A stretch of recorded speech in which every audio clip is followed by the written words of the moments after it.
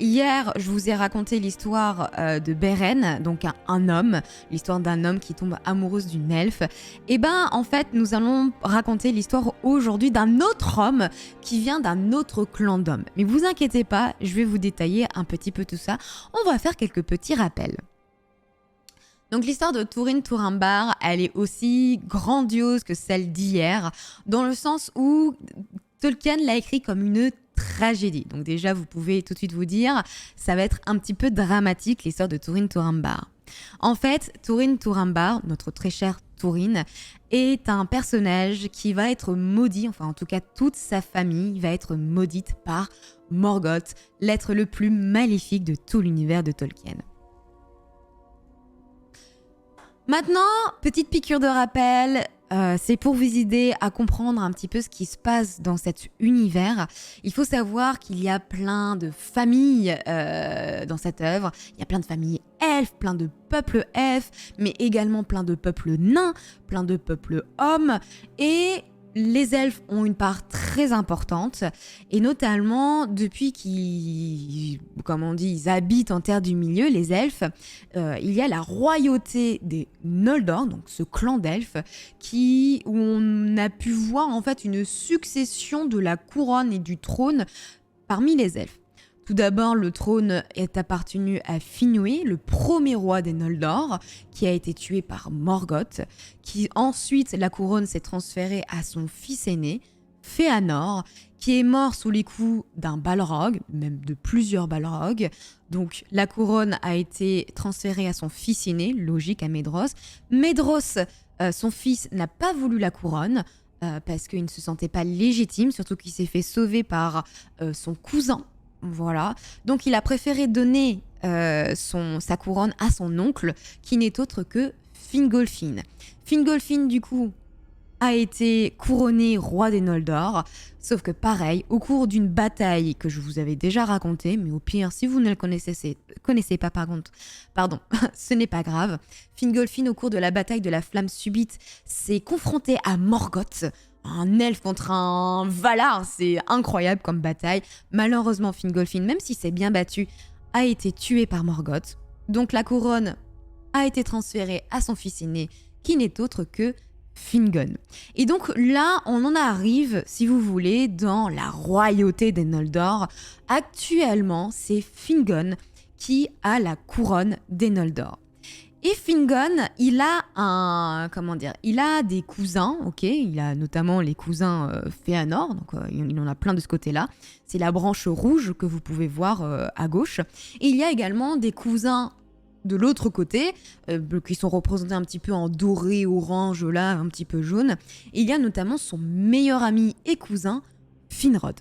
Bon, c'est compliqué, comme vous avez pu voir, il y a plein de noms partout, mais tous ces elfes, en fait, sont hyper important. Et aujourd'hui, encore une fois, on continue la petite piqûre de rappel parce que ça ne fait pas de mal. On va s'intéresser à ce cousin qui n'est autre que Finrod. Finrod, en fait, son histoire, elle est importante car c'est l'elfe qui a fait la rencontre pour la première fois avec les humains. Et c'est l'elfe qui a été le plus proche des humains. Notamment, donc un jour, alors qu'il revenait justement d'une chasse qu'il a fait avec ses cousins Noldor, pour revenir dans son royaume qui n'est autre que Nargothrond. Voilà, il a un palais. En fait, il faut se dire que tous les elfes chez les Noldor sont des princes. C'est pas le roi des Noldor, mais en tout cas, c'est un prince qui est roi au palais de Nargothrond. Voilà, donc c'est déjà pas mal. Bon, il revenait dans son palais, Finrod, et en fait, en chemin, il a fait la rencontre de ces hommes. Et d'abord, il a voulu se rapprocher un petit peu de ces hommes, et alors ils étaient tous endormis, ces hommes, il se met au plein milieu d'eux, et il va commencer à jouer un petit morceau de harpe pour les charmer et les mettre un petit peu en confiance. Les hommes vont vraiment s'attacher à Finrod, et ces hommes n'est autre que le tout premier clan d'hommes, qui n'est autre que le clan de Beor. Bon. Et hier, nous avons raconté justement l'histoire d'un des descendants de Beor, qui n'est autre que Beren. En fait, il faut se dire que il y a d'autres maisons d'hommes qui vont arriver progressivement en Terre du Milieu. Et il y a notamment la maison des Aladin, qui est dirigé par une femme. En tout cas, je résume très vite, mais il y a une femme très connue Alette, qui a dirigé la maison des hommes Aladin. Voilà. Et on a une autre maison, la troisième maison, qui correspond plus, moi, ce que je compare à des Vikings, c'est la maison des Hador. Et c'est cette maison qui va nous intéresser aujourd'hui, la maison des Hador. Parce que notre Turin Turambar est issu principalement des Hador. Il y a un tout petit peu de la maison de Béor, mais vous allez voir, je vais vous préciser tout ça. Bon, c'est compliqué. Là, vous avez vu déjà, je pense que j'en ai perdu plus d'un là dans le stream, mais c'est pas grave. Si vous devez vraiment retenir quelque chose, c'est qu'il y a 3 grandes maisons d'humains et celle dont on va s'intéresser aujourd'hui, c'est la maison des Hador. Dans la maison des Hador, il y en a un qui est hyper connu.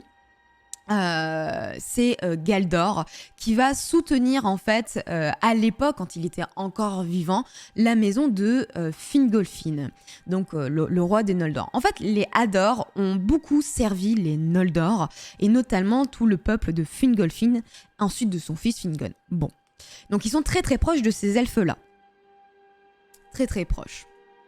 Et justement, pendant la bataille de la Flamme Subite, où malheureusement le roi des Noldor a été tué, donc Fingolfin, tu as Galdor qui a pris le contrôle des armées et a essayé de repousser le plus possible les orques pour s'en sortir. Galdor, il a 2 enfants. Il a Urin et Uor. Alors, je vous le dis tout de suite, si je prononce mal les noms des uns et des autres, soyez bienveillants et ne me corrigez pas, point barre, je ferai des fautes, mais bon, en même temps, c'est compliqué. Donc, Galdor, il a 2 fils, Urin et Uor, qui pareil vont l'aider à repousser les orques pendant la bataille de la Flamme Subite. Ça, c'est vraiment un résumé de, si vous voulez, ce qu'on a pu déjà voir dans les streams précédents. Maintenant, la nouveauté, c'est maintenant. Donc comme vous le savez, après la bataille de la Flamme Subite, donc le trône des Noldor a été transféré à Fingon, et en fait ça a été une défaite cuisante pour l'entièreté des hommes, des nains et des elfes. Et il ne reste plus que quelques régions en fait libres, sinon Morgoth prend le contrôle de la plupart de la Terre du Milieu. En fait, les seules cités qui arrivent encore à être debout, on a Nargothrond, du coup, c'est la cité, le palais de Finrod, c'est elle qui est super amie avec les hommes. La cité de Gondolin, on en a déjà un petit peu parlé, en fait c'est une cité cachée, voilà, qui est dirigée par un autre prince elfe qui n'est autre que Turgon. Et on a également Imring, donc ça c'est la cité plutôt de Medros, donc l'un des enfants de Fëanor. Bref, il y a quelques cités encore qui tiennent debout, même il y en a une autre dont on entend plus parler en fait parce qu'elle se cache, c'est la cité de Ménégros, là où se trouve un autre peuple d'elfes. Mais en tout cas, vous avez pu voir, si vous voulez vous repérer géographiquement, je vous ai mis quelques petits ronds rouges et jaunes pour vous montrer un petit peu les cités qui tiennent tête, si vous voulez, à Morgoth. Il y a même aussi, faut le dire, hein, même si la plupart ont été détruites, il y a peut-être encore certaines cités elfiques près de l'eau là-bas, notamment ici, à Phalas. Il y a peut-être quelques peuples elfes qui résistent, mais plus pour trop longtemps. Si vous voulez, les elfes sont un petit peu désespérés après la bataille de la Flamme Subite parce qu'ils ont vraiment, été décimés par Morgoth à ce moment-là. Mais grâce à Beren et les actions incroyables de Luthien, en fait, ça a donné du courage et ça a permis de redonner de la force aux troupes elfes pour continuer à se battre contre Morgoth. Parce que quand même, faut vous le dire, Beren et Luthien ont réussi à récupérer une forteresse, la forteresse de Tol in Goroth, en fait c'est l'île des loups-garous, là où habitait Sauron. Ils ont réussi à à reprendre cette forteresse de Sauron, à mettre Sauron en déroute. En plus, ils ont réussi à récupérer un Silmaril de la couronne de Morgoth.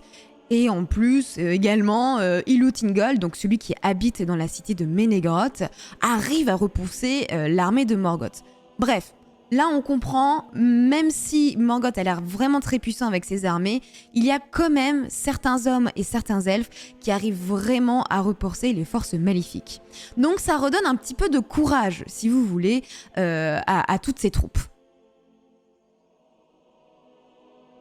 Medros, justement, l'un des fils aînés de Fëanor, va commencer à élaborer une alliance.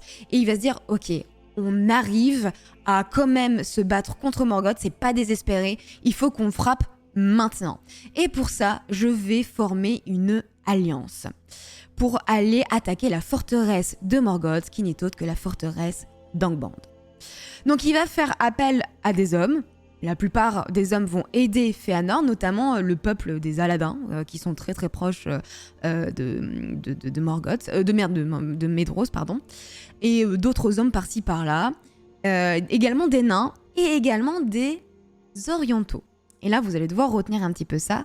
Les orientaux, ce sont des hommes qui sont arrivés justement. Et pareil, au début, ils vont aider en fait les elfes. Sauf que vous allez voir que plus tard, les orientaux, ils vont retourner leur veste pour aller servir Morgoth. Mais dans un premier temps, donc, Medros essaye de récupérer le plus d'hommes et d'elfes et de nains pour pouvoir contrer Morgoth. Et donc, ça va s'appeler l'Union de Medros.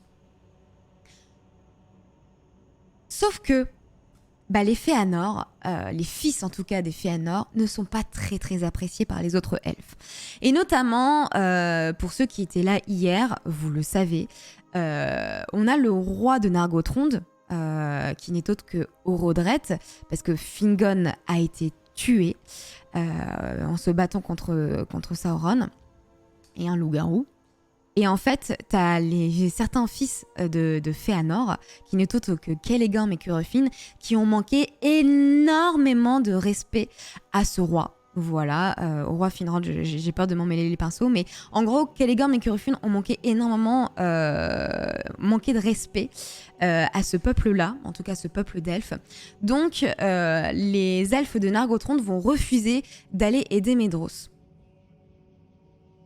Les seuls elfes de Nargothrond qui vont vraiment partir au combat, ce n'est autre que Gwyndor, mais la seule raison pour laquelle il part, c'est parce que son frère à Gwyndor est capturé par Morgoth pendant la bataille de la Flamme Subite. Il est capturé, donc Gwyndor veut absolument aller sauver son frère, donc c'est pour ça que c'est le seul des elfes de Nargothrond à partir dans l'Union de Medros. T'as d'autres elfes qui vont refuser de répondre à l'appel de Medros. Ce n'est autre que Elotingol. Et tout simplement, c'est pareil, pour la même raison. Il se souvient de Celeborn et de Curufin, donc les frères de Medros, qui ont manqué également de respect envers Luthien. Ils lui ont fait énormément de mal. En plus, ils ont fait couler le sang de Beren, un homme dont il est proche, et donc c'est hors de question pour Elotingol d'aller aider les enfants de Fëanor. Et en plus de ça, Elotingol, il a en sa possession un Silmaril, donc le joyau maudit. Et en fait, il refuse de le donner aux enfants de Fëanor. C'est hors de question qu'il le donne. Donc, il va y avoir une petite tension entre eux, à tel point que justement, Celeborn et Curufin promettent qu'après la bataille, ils vont aller voir Elotingol pour le tuer et récupérer le joyau. Bref, en gros, là aussi c'est pareil. Peut-être que je vous ai perdu dans mes explications parce que y a plein d'informations dont on a déjà parlé, mais si vous devez résumer et comprendre, c'est qu'il y a une armée qui est en train de se préparer pour contrer Morgoth, sauf que très très peu de personnes vont répondre à cet appel, parce que la personne justement qui fait cet appel vient d'une famille maudite. Voilà. Mais bon, Medros arrive quand même déjà à avoir l'aide des nains, et en plus de l'aide d'une grande partie des humains.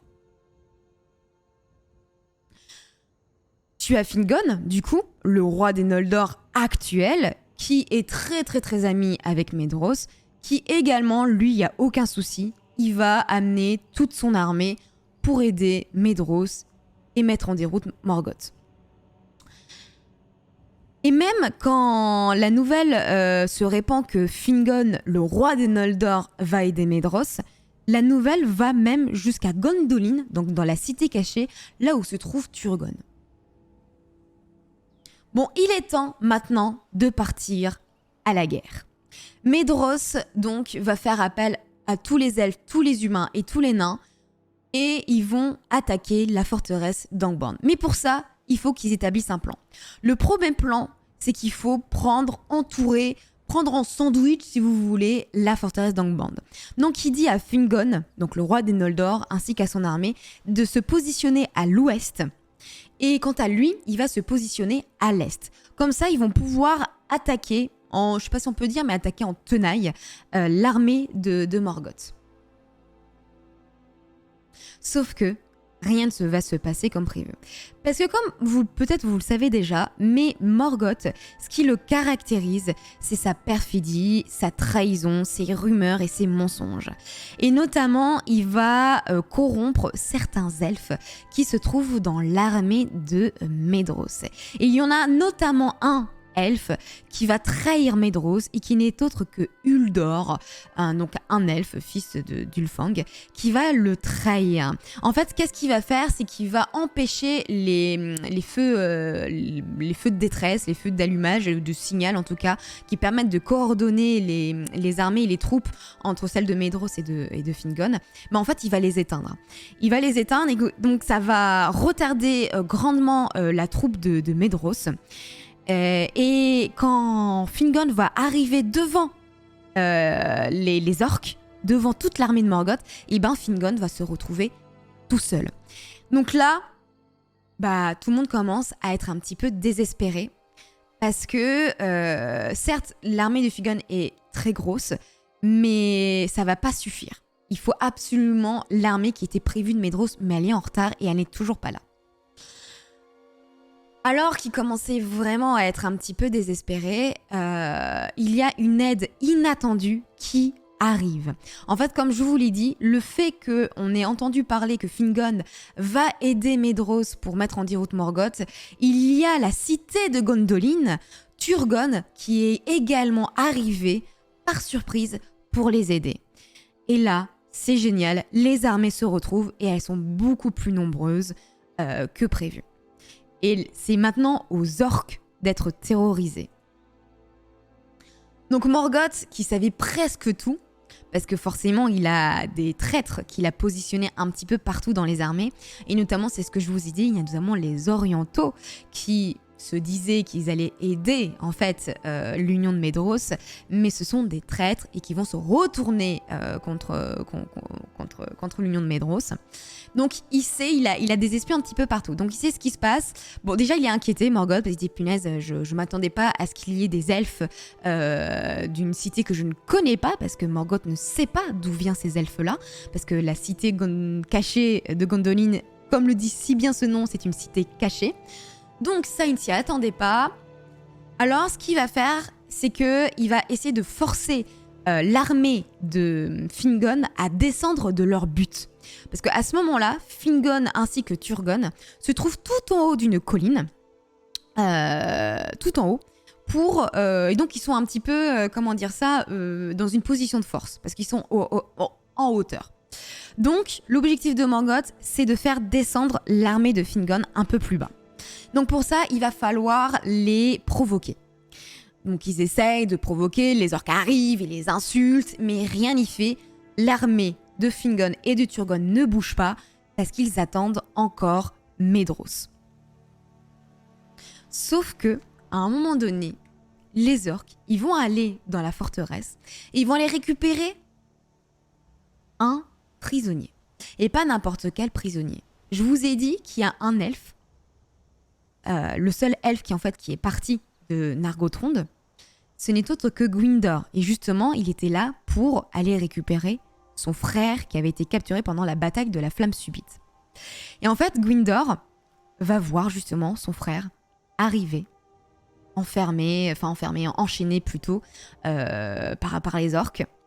Et là, les orques, devant toute l'armée, et notamment devant le frère, qui n'est autre que Gwyndor, ils vont, ils vont torturer cet elfe devant tout le monde et le décapiter et le démembrer. Cette vision horrible, cet acte horrible fait par les orques, Gwyndor ne va pas le supporter et ça va le mettre tellement dans une rage folle qu'il va sonner un corps et ils vont descendre justement la butte où ils sont pour aller attaquer les orques.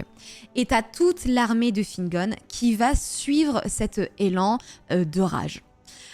En fait, faut vous dire que quand même, entre des orques et des elfes, les elfes sont clairement plus puissants. Donc ils vont réussir à détruire et à se battre et à repousser les orques assez facilement, sans aucun souci. Donc, en vrai, la provocation, certes, ils ont réussi à provoquer les elfes, mais c'est plutôt dans l'avantage des elfes. Donc, tant mieux, j'ai envie de vous dire. Même les elfes, encore, pendant de très très longues années et de très longs siècles, vont encore chanter justement cette charge qui fut un immense désastre pour les orques. Gwyndor, à ce moment-là, et sa petite compagnie, du coup, vu qu'ils sont dans une rage folle, parce qu'ils ont vu le frère de Gwyndor se faire tuer, hein, clairement, ils vont aller pousser leur petite troupe d'hommes elfes encore de plus en plus loin. Et ils vont se rapprocher très très vite de la forteresse de Morgoth. Et ça va inquiéter Morgoth même. Il se dit « Oula, je m'attendais pas à ce qu'il se rapproche si vite de moi. Là, oula !» Et donc il va fortifier un petit peu et renforcer sa forteresse en mettant plein d'armées orques. Et franchement, Gwyndor, il est tellement dans une rage folle qu'il arrive à repousser tout le monde. Et quand il pénètre la forteresse d'Angband, c'est là où, il va pas pouvoir aller plus loin et Gwyndor se fait emprisonner. Voilà, Gwyndor se fait emprisonner et tous ces autres hommes, ils sont tués. Donc ça s'arrête là. Mais quand même, les elfes ont pu faire une énorme percée et c'est ça qui est trop bien. Ça faisait maintenant 4 jours que la bataille battait son plein et on va la nommer les larmes innombrables. Pourquoi on va la nommer les larmes innombrables ? Tout simplement parce que c'est l'une des batailles où il y a eu le plus de décès, le plus de morts.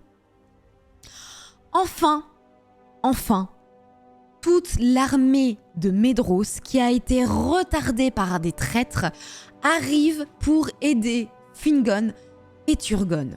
Donc nous avons les 3 grands rois de toute la terre du milieu, les 3 grands rois elfiques. Enfin, il y en a un autre roi, mais qui est terré dans sa cité de Ménégroth, mais bon, on n'en parle pas. T'as en tout cas l'un des 3 grands rois de toute la terre du milieu qui sont enfin réunis.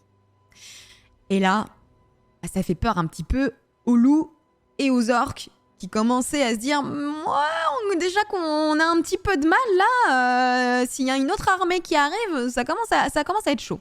Morgoth également se dit la même chose à ce moment-là, il se dit là il va falloir que je mette les bouchées doubles, donc il fait sortir de sa forteresse tous les balrogs, tous les loups-garous et toute son armée d'orques ainsi que ses dragons. Et là, je parle au pluriel.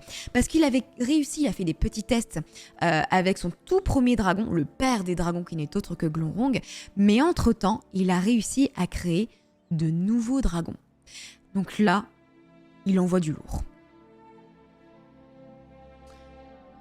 Heureusement, les nains sont sur le champ de bataille. Les nains, on n'en entend pas beaucoup parler parce que je vous en parle pas énormément, mais il faut vous dire que l'histoire des nains est aussi,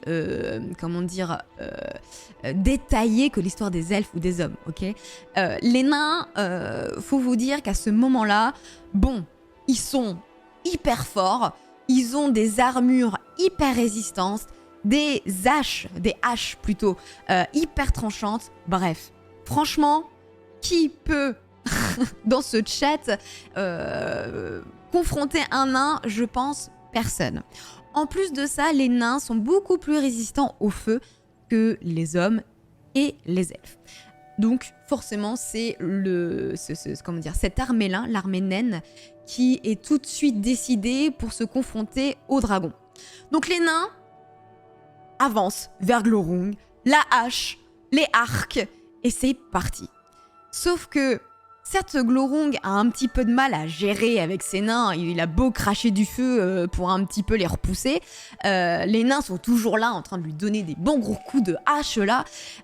Glorung il a du mal à s'en sortir. Il y a plein d'autres dragons qui sont un petit peu par là, les nains ils arrivent à les tuer et à en décimer pas mal. Sauf que bon, Glorung, c'est pas n'importe quel dragon, c'est quand même le père des dragons, et il en a vu quand même des combats. Et à un moment donné, Glorung va quand même réussir à piétiner le roi des nains, qui n'est autre que Azaghal. Azaghal, le roi de la cité Bélégos. Mais avant de mourir et avant de se faire piétiner par Glorung, oui c'est ça, tu as Azaghal qui prend son arme et qui poignarde l'animal au niveau de son ventre. Ce qui fait une entaille énorme à Glorung, et Glorung est obligé de partir et de fuir, sinon, et pour se faire tout simplement soigner. Forcément, Azaghal meurt de ses blessures, il s'est quand même fait piétiner par Glorung. Donc, les nains vont devoir quitter le champ de bataille à ce moment-là. Ils vont récupérer le corps de leur roi et dans une grande procession, en chantant l'hymne des nains, l'hymne funèbre, et de leur voix profonde, ils retournent dans leur cité.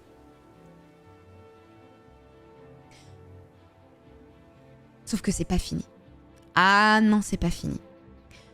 Là, Morgoth, il envoie sa carte maîtresse. Il envoie le seigneur des Balrogs. Vous savez qui c'est le seigneur des Balrogs ? Ce n'est autre que Gothmog. Gothmog avance à pas pesant et il va voir le roi des Noldor qui n'est autre que Fingon. En vrai, Fingon, malheureusement, il va pas pouvoir faire grand-chose. Fingon essaye de se battre contre Gothmog, mais rien n'y fait. En presque un seul coup, tu as Gothmog qui défonce Fingon avec sa lanière de feu. Et là, Fingon va mourir sur le coup. La bataille est donc perdue. Le roi des Noldor est mort. Et c'est un petit peu comme les échecs. Hein. C'est-à-dire que bon, quand le roi est mort, échec et mat. À ce moment-là, forcément, le trône, Fingon n'a pas d'enfant à ce moment-là. Fingon n'a pas d'enfant. Donc le trône des Noldor va se transférer logiquement et immédiatement à son frère, à Fingon, qui n'est autre que le roi de Gondolin, Turgon. Et c'est Húrin et Huor, deux hommes qui viennent de la maison des Hador. Donc vous vous souvenez, je vous l'ai dit, les Vikings là, Galdor là, qui aident justement les Noldor depuis des siècles et des siècles. Húrin et Huor qui sont très proches de Turgon, parce qu'ils sont déjà allés par hasard, grâce à des aigles dans la cité. Ils vont tout de suite aller voir Turgon pour le protéger. Ils vont lui dire la chose suivante. « Pars maintenant, Seigneur, pendant qu'il est temps. Tu es le dernier espoir des elfes, et Morgoth connaîtra la peur quand il... » Ah pardon, excusez-moi, je reprends. « Pars maintenant, Seigneur, pendant qu'il est temps. Tu es le dernier espoir des elfes, et Morgoth connaîtra la peur tant que vivra Gondolin. » Donc en gros, à ce moment-là, Húrin et Huor disent à Turgon de partir immédiatement, parce que c'est le roi, et qu'il faut qu'il reste un roi pour l'ensemble des Noldor. Turgon, forcément, n'est pas trop d'accord et hésite et commence à dire que de toute façon, Gondolin ne va pas résister bien longtemps et qu'il le sait. T'as un Valar qui a prévenu Turgon qu'à un moment donné, Gondolin va tomber. Mais les deux frères, Húrin et Huor, continuent à confirmer à Turgon qu'il faut qu'il parte absolument. Mais si elle tient encore un peu, c'est de ta maison que viendra l'espoir pour les elfes et les humains. Je te le dis, Seigneur, avec les yeux de la mort, nous nous séparons ici pour toujours, et à jamais je ne reverrai les blanches murailles de Gondolin. Adieu. En ces mots, on comprend que Urine et Uor vont devoir se battre tout seuls, enfin en tout cas l'armée des hommes vont se battre et repousser les orques le temps que Turgon puisse partir avec le reste des elfes pour se protéger. Donc Turgon va respecter la requête de ses amis hommes et va essayer de récupérer tous les elfes qui sont encore vivants dans cette bataille et s'enfuir en Gondolin.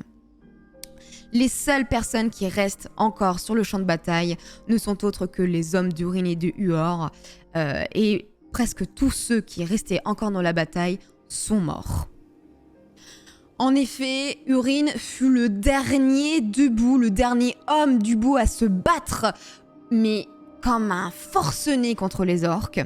Et à chaque fois, dès qu'il donnait un énorme coup et pour tuer un orque, il va crier « Aure, Antolivia !»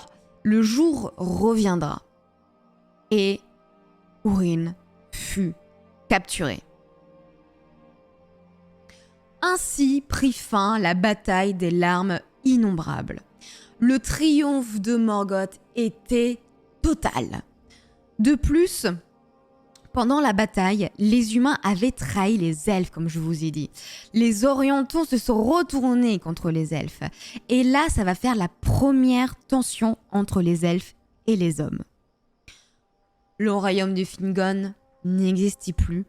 Tout le nord de Beleriand est totalement gouverné par Morgoth. Morgoth a capturé en plus Urine, le roi, en gros, des Hador, de cette maison des Hador, et son fils, Turin Turabar, n'était à l'époque âgé que de 8 ans. Et en fait, si vous voulez, les Hador, si vous vous souvenez, ils habitent à Dor-Lomin, donc justement dans la cité nord, enfin au nord de Beleriand. Et donc, tu as Morgoth qui va profiter justement de ces hommes qui habitent là-bas et il va les mettre en esclavage. Il va les mettre en esclavage et il va permettre justement aux humains qui les a aidés, Morgoth, à habiter dans cette zone-là et mettre en esclavage tous les autres Hador. Morwen, qui n'est d'autre que la femme de Urine et donc la maman de Turin, c'est elle qui avait le contrôle un petit peu de la cité et de la région de Dor-Lomin à l'époque. Et donc elle voit malheureusement tout son peuple va finir en esclavage et même les femmes sont emmenées à d'autres endroits et les enfants également sont tout de suite capturés pour devenir des petits esclaves. Ça, Morwen, elle va pas, accepter et elle va avoir très très très peur pour son fils. Mais avant de rentrer plus dans les détails et vous expliquer un petit peu les actions de Morwen, il faut que je vous explique un petit peu qui elle est. Morwen, c'est une femme qui est comparée à une elfe. Elle n'a pas d'origine elfe, pas du tout, clairement pas. Morwen est une femme qui est si belle, elle a des grands cheveux sombres, elle est très très grande et elle a un air hyper sévère. Et en fait, on la compare à une elfe, c'est pour ça qu'on l'appelle de temps à autre en Sindarin, donc dans la langue des elfes, Elendwen, qui veut dire jeune fille belle comme une elfe. Bon, voilà. Elle va avoir plein d'enfants, en fait elle va en avoir 3, elle va avoir le fils aîné du coup qui n'est autre que Turin et elle va également avoir 2 ans plus tard Urwen, une petite fille. Et avant que la bataille des lames innombrables ne batte son plein, la famille de Urine, Morwen et de Turin vont perdre leur fille et leur sœur du coup, Urwen, à cause de Morgoth, parce que Morgoth, pendant un temps, il faisait sortir de sa forteresse d'Angband des nuages de poison qui empoisonnaient les créatures les plus sensibles et les plus faibles. Et Urwen est tombé gravement malade, malheureusement, et ça va être un traumatisme, vraiment très dur pour toute la famille. Turin, qui était très très proche de sa sœur, va devenir un enfant très sombre et il le restera. Donc, comme je vous le dis, Morwen, elle n'a pas envie de voir son enfant se faire capturer et qu'il devienne en plus un esclave. Surtout que, comme Urine, il est capturé, il est emprisonné par l'armée de Morgoth. Si jamais Húrin meurt, c'est Túrin qui devient le seigneur de toute la maison des Hador. Donc il faut absolument protéger Túrin. À ce moment-là, Morwen, elle est enceinte. Elle est enceinte. Et donc elle ne peut pas faire grand-chose, elle ne peut pas partir. Surtout qu'elle doit en plus rester une figure de proue pour les quelques hommes et femmes qui restent. Et qui certes sont mis en esclavage, mais elle doit rester là. Donc ce qu'elle décide de faire, c'est d'envoyer son fils à Doriath dans la cité de Ménégroth. Et en fait, elle réfléchit et elle se dit « Je peux envoyer mon fils là-bas ». Pourquoi ? Parce que Túrin, il a en fait certes, il est le descendant direct de la maison des Hador, donc dans cette grande maison d'hommes, mais il est également le descendant de la maison des Béor, donc de la maison de Beren. Et en fait, Beren, comme il est avant sa mort, il est devenu assez proche du roi de Doriath, d'Elûthingol. Morwen s'est dit, c'est simple, je vais justement envoyer mon fils là-bas en disant que c'est un proche parent de Beren. Et ça a bien fonctionné. Ça a bien fonctionné parce que Elûthingol, quand il va avoir la petite lettre pour lui dire est-ce que je peux t'envoyer mon fils, que tu protèges, etc. C'est un parent de Beren, patati patata. Tu as Elûthingol qui dit ok, pas de souci, amène ton fils, je vais le protéger. Et puis c'est aussi une manière pour Elûthingol, alors c'est mon interprétation, mais en fait Elûthingol a quand même condamné Beren à un sort terrible en lui demandant d'aller chercher les joyaux maudits. Et donc il s'en va peut-être un petit peu, et c'est le moyen en fait de prendre soin d'un jeune garçon à la place un petit peu de Beren, c'est aussi une manière pour lui de se racheter. Sauf que Túrin, du coup, il faut le dire, il n'est âgé que de 8 ans à l'époque, hein, il est très très jeune, mais il comprend un peu tout ce qui se passe, enfin presque tout. Il va pas supporter l'idée de devoir se séparer de sa mère. Donc, avant de partir, avant qu'on l'emmène justement à Doriath, il va s'enfuir il va faire une fugue, il va s'enfuir de sa maison et il va se terrer dans la petite maison d'un charpentier qui n'est autre que Sador. Un charpentier, c'est plutôt un bûcheron, je crois, un forestier plutôt. Et donc un homme qui est infirme et qui l'aime énormément et qui a remplacé un petit peu son père. Parce que vu que son père a disparu pendant de très longues années parce qu'il était sur les fronts en guerre, la seule figure de père qu'il avait, c'était cet homme-là. Et donc, il va se cacher chez ce forestier. Et même si ce forestier, il est connu pour détester les elfes, et c'est ce que...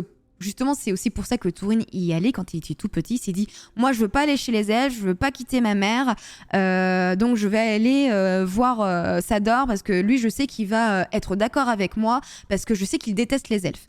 Et en fait, pourquoi Sador déteste les elfes ? C'est tout simplement qu'il y a quand même... Et en fait, c'est aussi un avis qui est beaucoup partagé chez les humains, c'est que les elfes sont maudits. Voilà, les elfes sont maudits, les elfes, ils ont un lien terrible avec Morgoth, donc c'est pour ça que la plupart n'aiment pas trop traîner avec les elfes. Sauf que Sador, bon, certes, s'il n'aime pas les elfes, il est au courant de ce qui se passe. Il sait que il y a les orientaux qui sont là pour mettre en esclavage la plupart des gens qui se trouvent à Dor-lómin. Donc il faut absolument protéger Túrin. Donc, tu as Sador qui essaye d'expliquer avec les mots les plus simples pour un enfant de 8 ans qu'il faut qu'il respecte les choix de sa mère et qu'il suive les hommes qui vont l'amener du coup à Doriath, donc dans la cité elfique. Alors, Túrin part à contre-cœur, accompagné donc de vieux guerriers, et ça va être compliqué bien entendu la traversée parce que c'est quand même une petite route de Dor-lómin à Ménégroth, mais ils vont quand même y arriver. Et pendant en fait, tu as la mère, donc Morwen, qui va aussi léguer tous les trésors de la famille de Hador à Elûthingol en disant voilà, ça appartient du coup à mon fils, mais je vous donne tous les trésors pour les garder en lieu sûr. Parmi ces trésors, il y a un trésor qui est très important et qui est la l'élément qui représente le plus la famille des Hador, si vous voulez, c'est le home, donc un casque, le home de dragon de d'Orlomine. En fait, c'est un home il y a un petit dragon qui est au-dessus de ce casque. Bref, souvent on représente Túrin avec ce casque qui est un mélange d'argent et d'or. Donc Túrin, à ce moment-là, va grandir, il va porter les cheveux noirs comme sa mère, et il va avoir le plus beau des visages d'homme. Voilà. En fait, Túrin, il va être aussi beau que sa mère, et donc c'est pareil, on va souvent le confondre avec un elfe. Très très souvent, on va le confondre avec un elfe, tellement il est beau. C'est vraiment, de tous les hommes, c'est peut-être l'homme qui est le plus beau selon Tolkien. Et c'est vraiment un don rare pour les hommes. Son regard, il est gris, il est perçant, et il empêche ses ennemis de soutenir son regard. Túrin est sans humeur joyeuse, parce que il a eu quand même déjà quelques traumatismes de son enfance. Il a presque jamais vu son père est capturé, il a vu tout son peuple se mettre en esclavage, il a vu sa petite sœur mourir de maladie à cause de Morgoth. Bref, et en plus on le sépare de sa mère alors qu'il n'a que 8 ans. On peut comprendre qu'à ce moment-là, Túrin, il est peut-être un petit peu en dépression, mais en tout cas, il ne sourit pas beaucoup.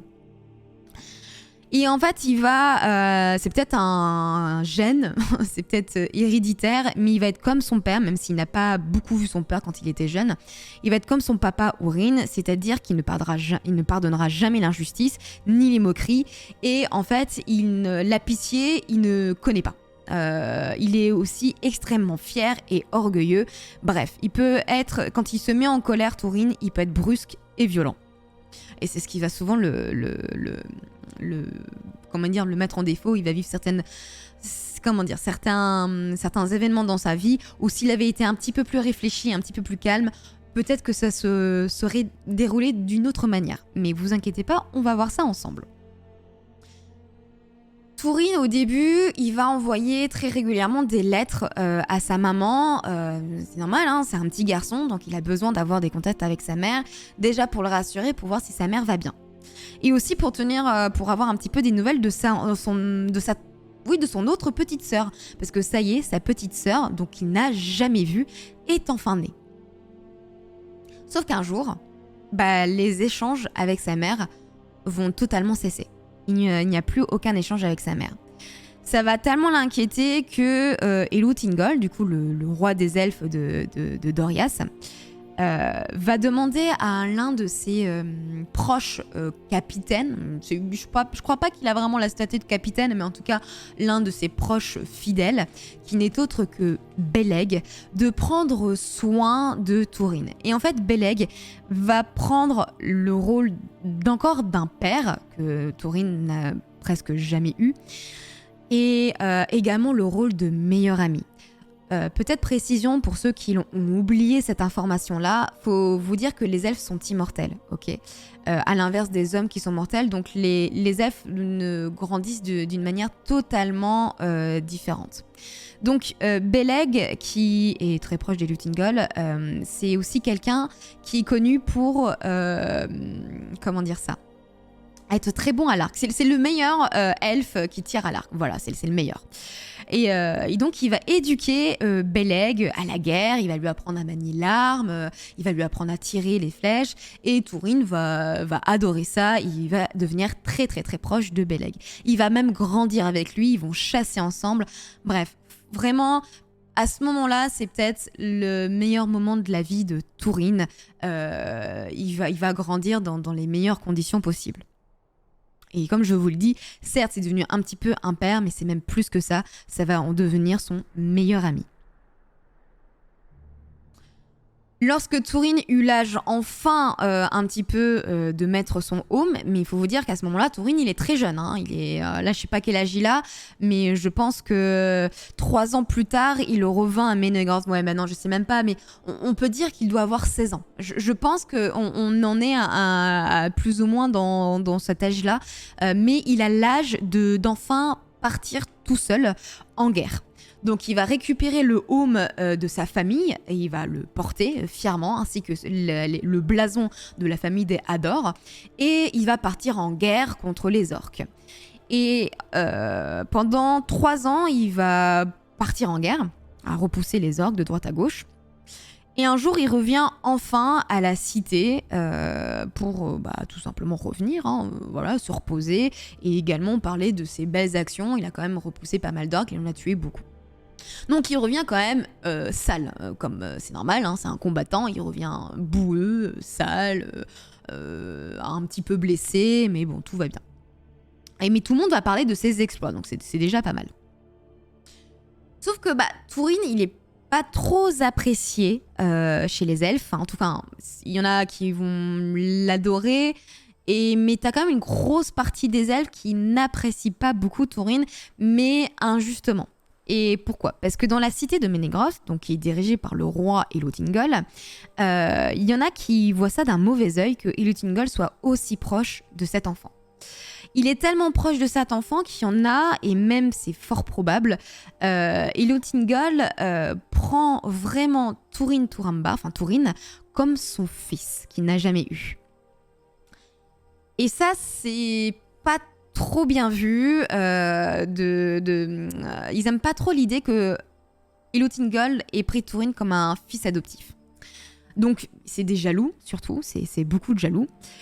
Alors qu'il y a eu un grand repas justement pour accueillir Túrin, donc ils vont festoyer. Elótingol justement, il est très heureux de revoir un petit peu son fils entre guillemets. Donc tout le monde est invité. Et il y a notamment un elfe qui est invité, qui n'est autre que Saïros, qui au cours du repas va dire à Túrin, il va lui faire remarquer que il est sale, il est dégueulasse, il est vraiment sale, il est tout poussiéreux, et que c'est vraiment un barbare, certainement c'est normal, c'est un humain, donc il n'est pas aussi beau qu'un elfe. Au moins les elfes ils savent se tenir. Ça, quand Túrin il entend cette agression verbale, forcément il va récupérer une coupe et il va jeter la coupe dans la gueule de Saïros pour lui demander de se taire promptement.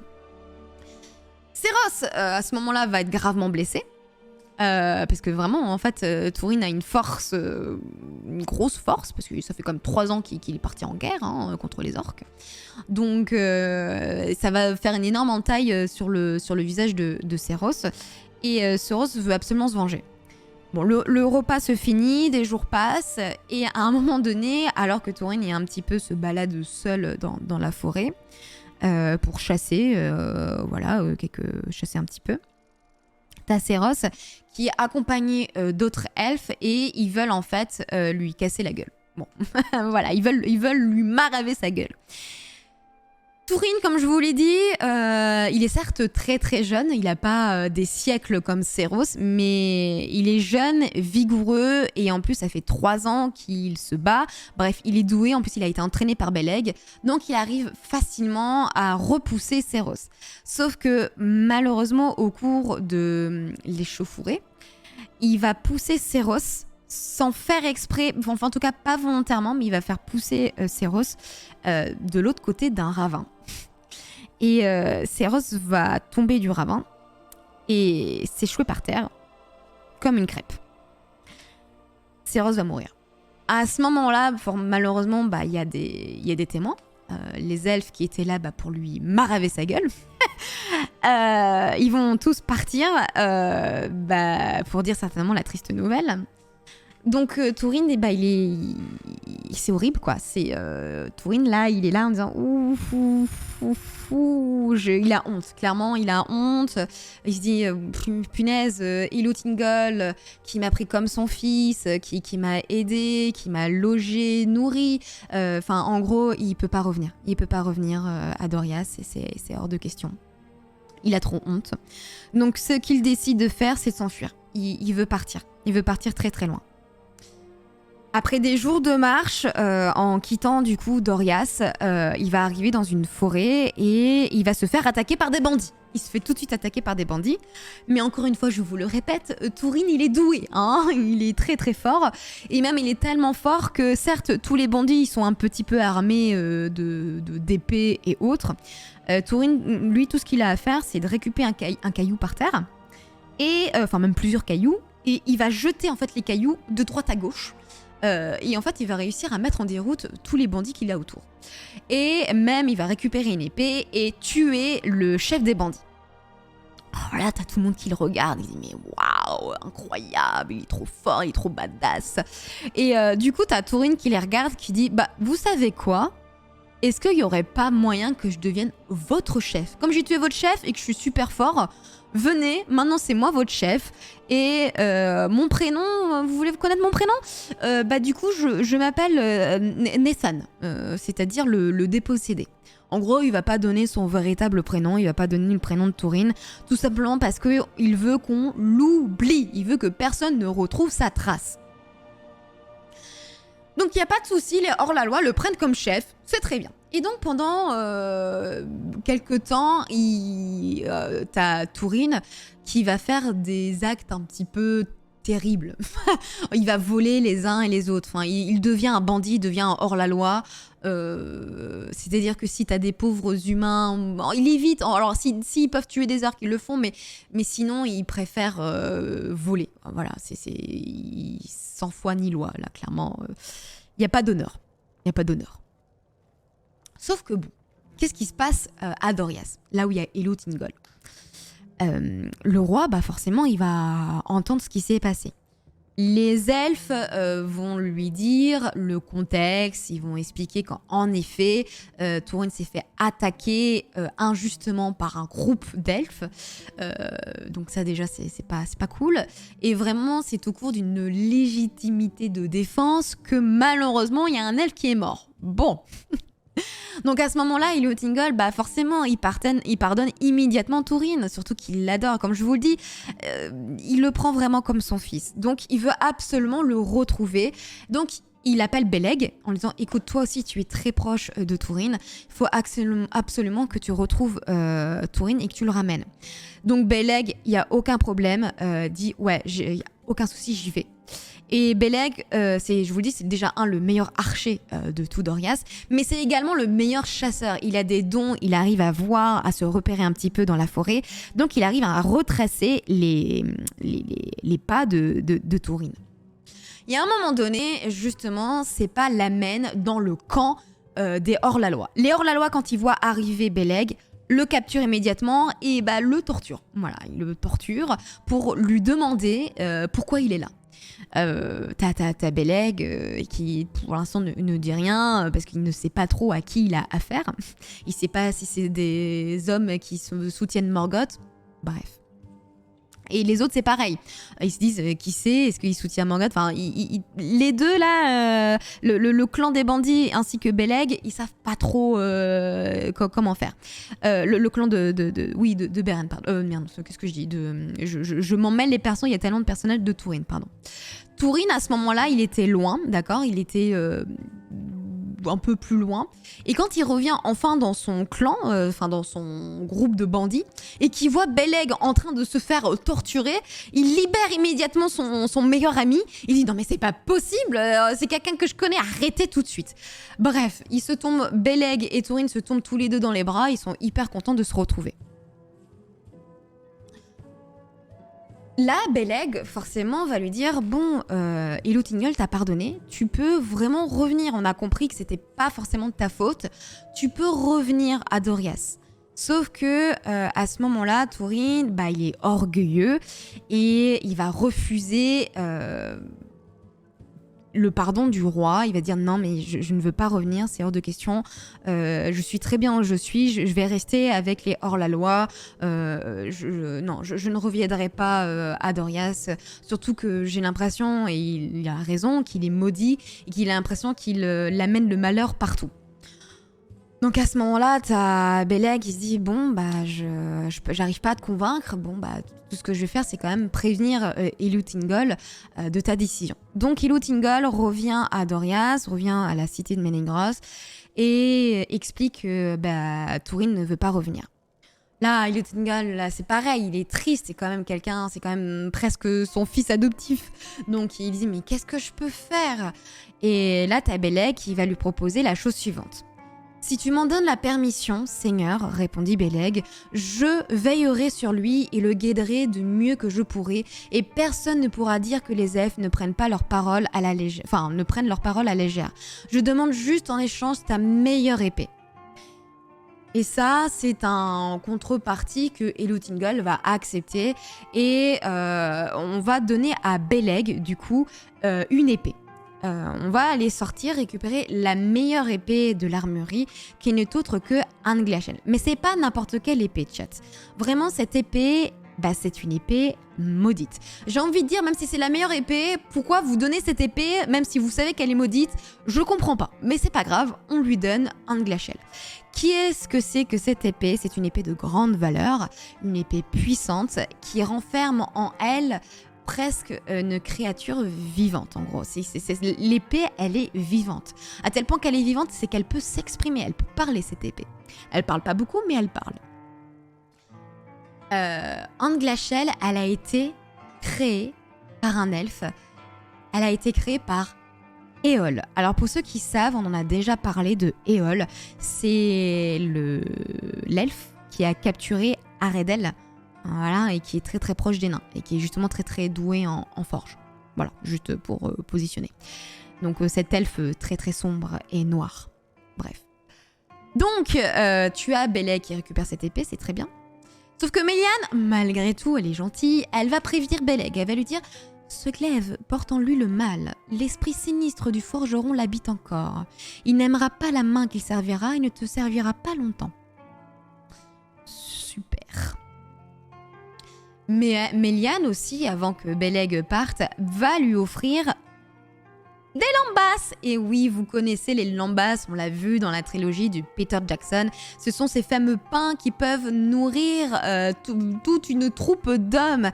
Et vraiment, en fait, il faut vraiment prendre ces lambas, là, ces petits morceaux de pain, comme un véritable trésor. Et là, Méliane, quand elle offre ça à Beleg, elle lui dit que c'est aussi un cadeau pour Túrin. Et comment vous dire que faut vraiment que vous preniez cette action, ce don des lambas, comme le plus beau des cadeaux. Ça peut paraître bizarre en disant ouais mais c'est juste un morceau de pain, ok ça peut nourrir toute une armée, mais c'est juste un morceau de pain. Non. Même dans la trilogie de Peter Jackson, quand on offre à Frodon et à Pipin ou je sais pas quoi, non, c'est Legolas qui donne ça à la troupe. Les lambas, c'est vraiment un super cadeau. Normalement, c'est vraiment réservé aux elfes et ça n'a jamais été donné à un humain. Túrin sera le premier humain à goûter à des lambas. Alors, c'est vraiment pas rien. Bon, bref, on donne les lambas. Au départ, du coup, de son vieil ami, Beleg, du coup, Túrin, il est resté avec les hors-la-loi. Il est resté avec ses hommes, ils continuent un petit peu leurs actions, leur petite filouterie, c'est un petit peu les frères Rapetou, Túrin ainsi que ses hommes. Et à un moment donné, ils vont attaquer des nains, 3 nains, qui se baladaient dans la forêt. Donc ils vont les attaquer pour aller récupérer leur trésor. Et t'as certains nains qui vont réussir à s'échapper. Et t'en as un qui va se faire totalement capturer. Et ce nain s'appelle Mime. Voilà. Mime. Et Mime, quand il voit qu'il peut mourir en fait sous les coups d'épée de ses hors-la-loi, il va supplier en disant non, attendez, ne me tuez pas s'il vous plaît. Écoutez, moi ce que je peux vous proposer, déjà vous récupérez tous mes vivres, les trésors, voilà, tout ce que vous voulez. Mais moi ce que je peux vous proposer également, c'est un lieu où dormir, d'accord? J'habite pas loin, dans une caverne. Donc c'est très grand et puis vous pouvez vous servir là-bas.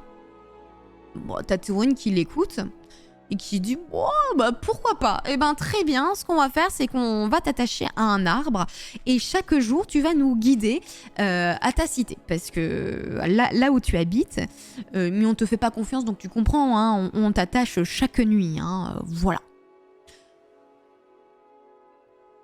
Très loin, Tourine lui demande où se trouve la demeure de Mime et Mime lui explique que sa demeure se trouve dans une grande montagne qui s'appelle Amon Road.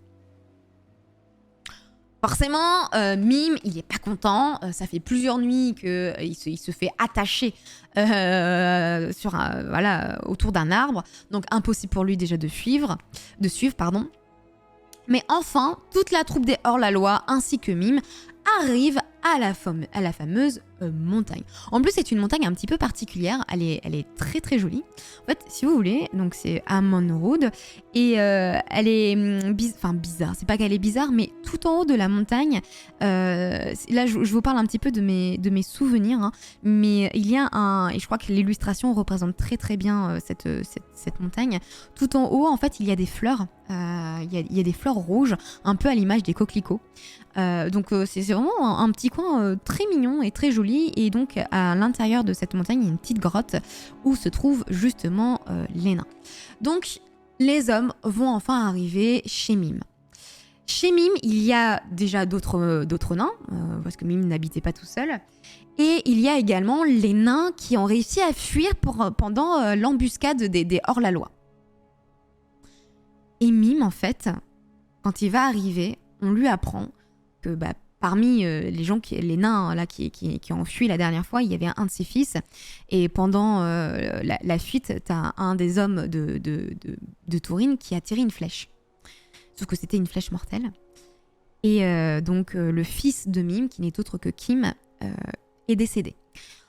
Mime se met dans une colère, une rage folle, et veut tout de suite attaquer le hors-la-loi qui a tué son fils.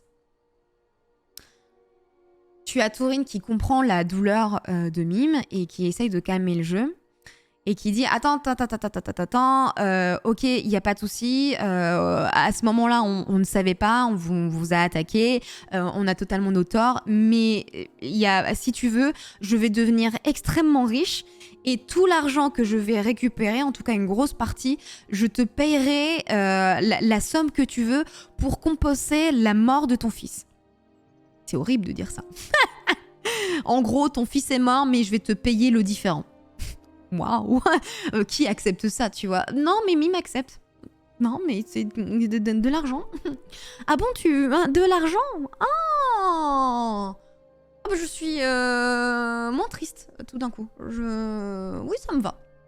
Ça me va très bien. Et même, ça va aller tellement plus loin que, à un moment donné, t'as Mime qui va dire à Tourine, j'adore comment tu parles.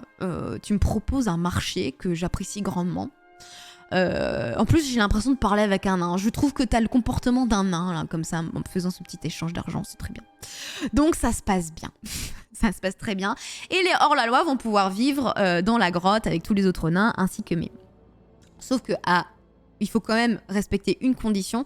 T'as Mime qui force le hors-la-loi qui a tué son fils de briser son arc ainsi que ses flèches. Pour que ça aille bien, le hors-la-loi respecte et brise son arc ainsi que ses flèches.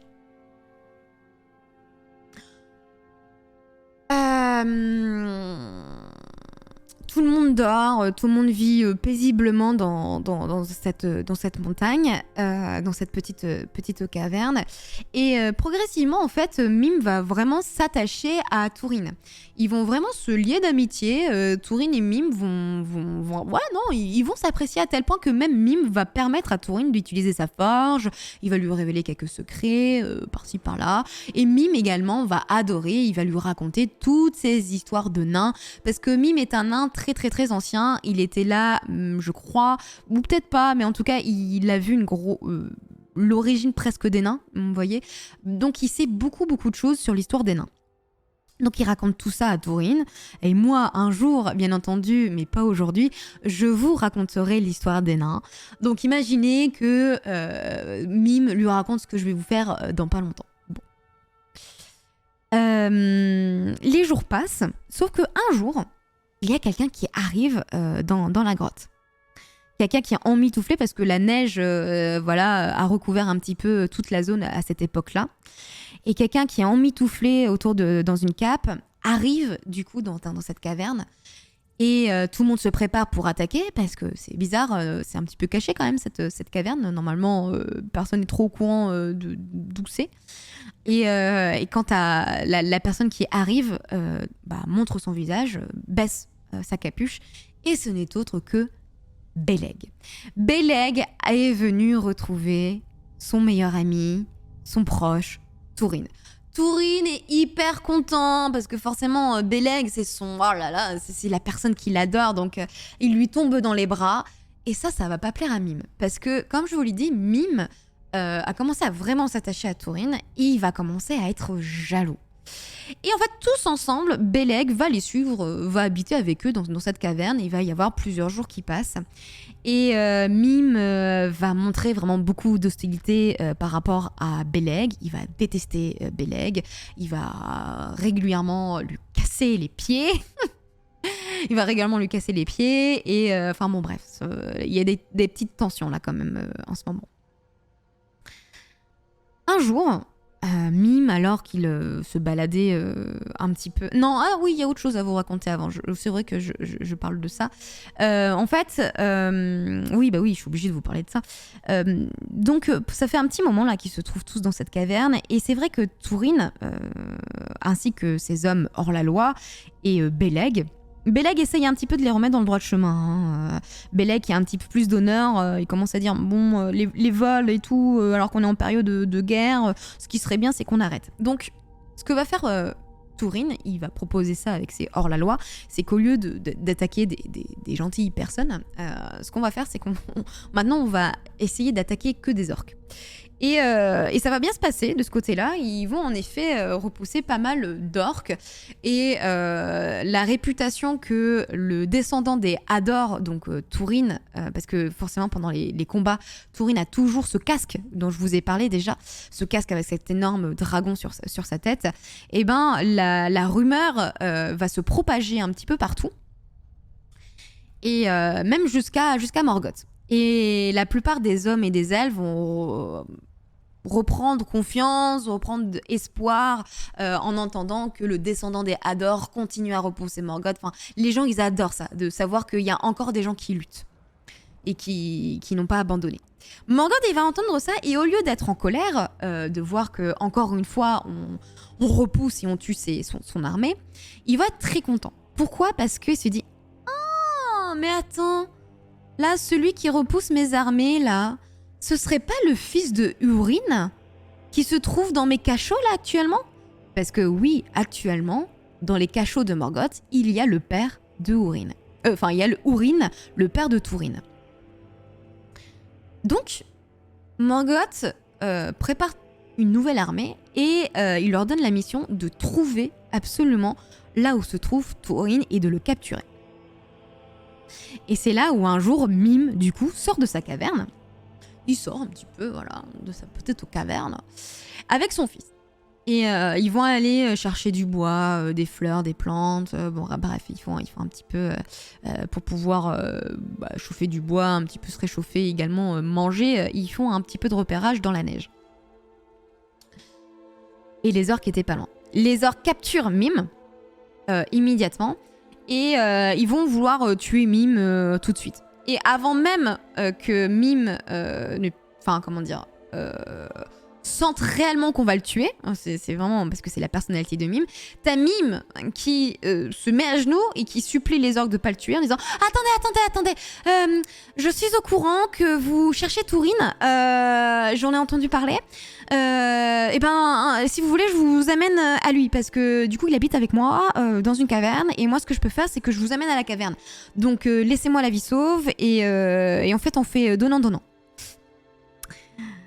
Je crois qu'il n'y a pas pire comme personnage dans l'œuvre de Tolkien, c'est vraiment le pire, quoi. C'est pour la deuxième fois, il est horrible, il n'hésite pas à trahir. Du coup, les orques vont attendre la nuit tombée. Ils vont attendre la nuit tombée Et ils vont attaquer tous les hommes de Tourine pendant qu'ils dorment. Et ils vont récupérer du coup Tourine et l'amener dans leur camp.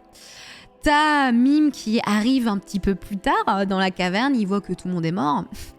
Donc il se rapproche, au loin il voit justement le corps de Beleg. Il est très content parce que Mime détestait Beleg. Donc il se rapproche de Beleg et puis il voulait juste pour se venger comme ça en disant, en lui donnant un bon petit coup de pied en disant ah tiens maintenant t'es mort espèce de fils de Morgoth. Et t'as Beleg qui n'était pas mort à ce moment-là, il était juste gravement blessé. T'as Beleg qui ouvre un œil et il va sortir son épée pour essayer de frapper Mime. Mime, du coup, se casse en courant et il s'enfuit. On n'en entendra presque plus jamais parler. Beleg, quand je vous le dis alors, essaye de se réveiller un petit peu de cette bataille par surprise qu'il a vécue. Et forcément, là, tout ce qu'il veut, c'est aller récupérer et sauver Tourine. Donc, il prend la route et comme c'est un elfe qui est puissant et puis qui connaît pas mal les plantes, il arrive à se soigner très rapidement, donc il ne va pas mourir de ses blessures. Donc au cours de son chemin, encore une fois, il va pister la piste de Tourine. Il a l'habitude, hein, ça fait la 3e fois qu'il fait ça. Donc il repère très très vite le camp des orques, Beleg. Et en fait, dans le camp, à certains endroits, il y a des prisonniers et il y en a notamment un qui l'intrigue.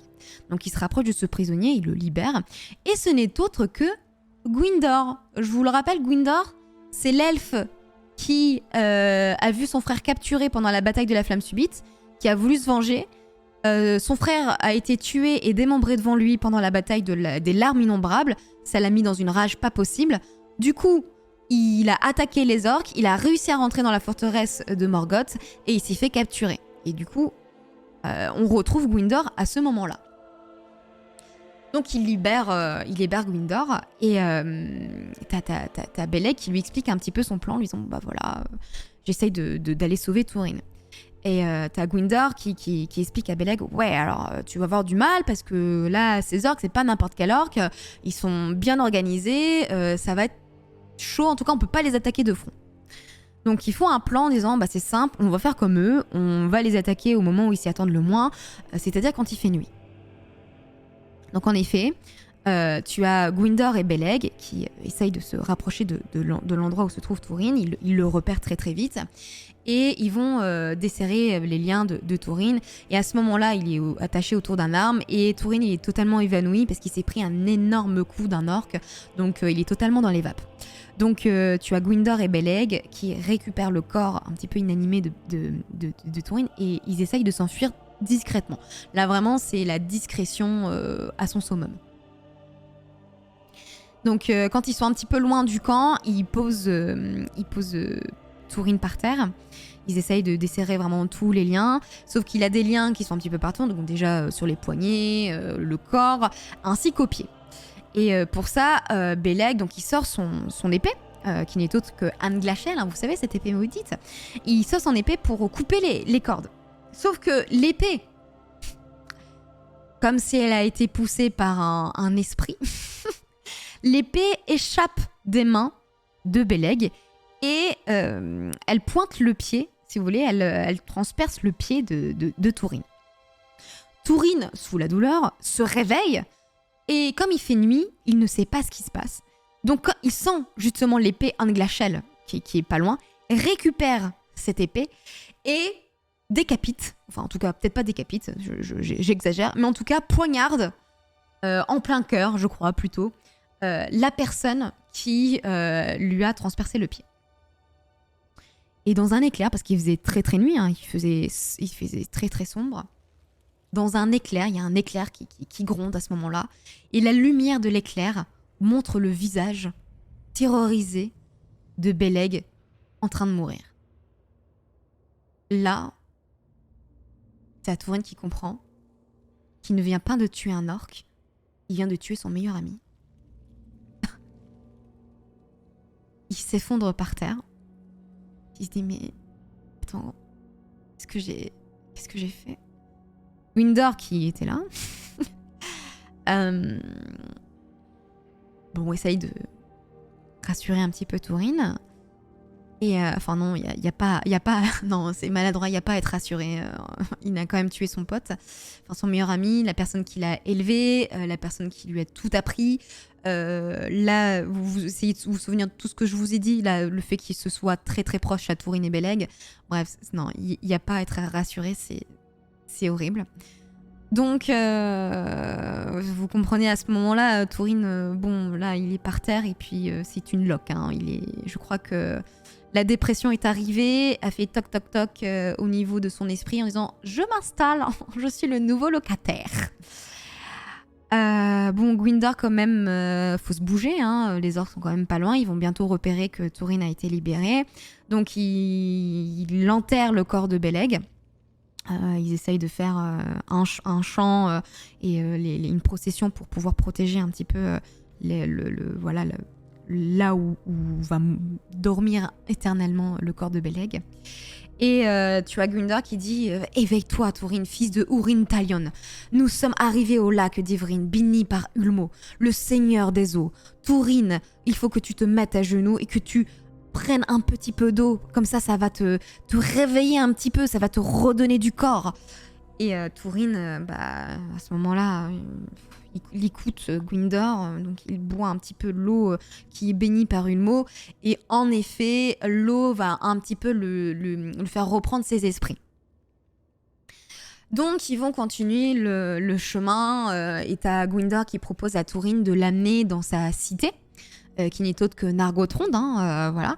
Donc il lui propose la chose suivante.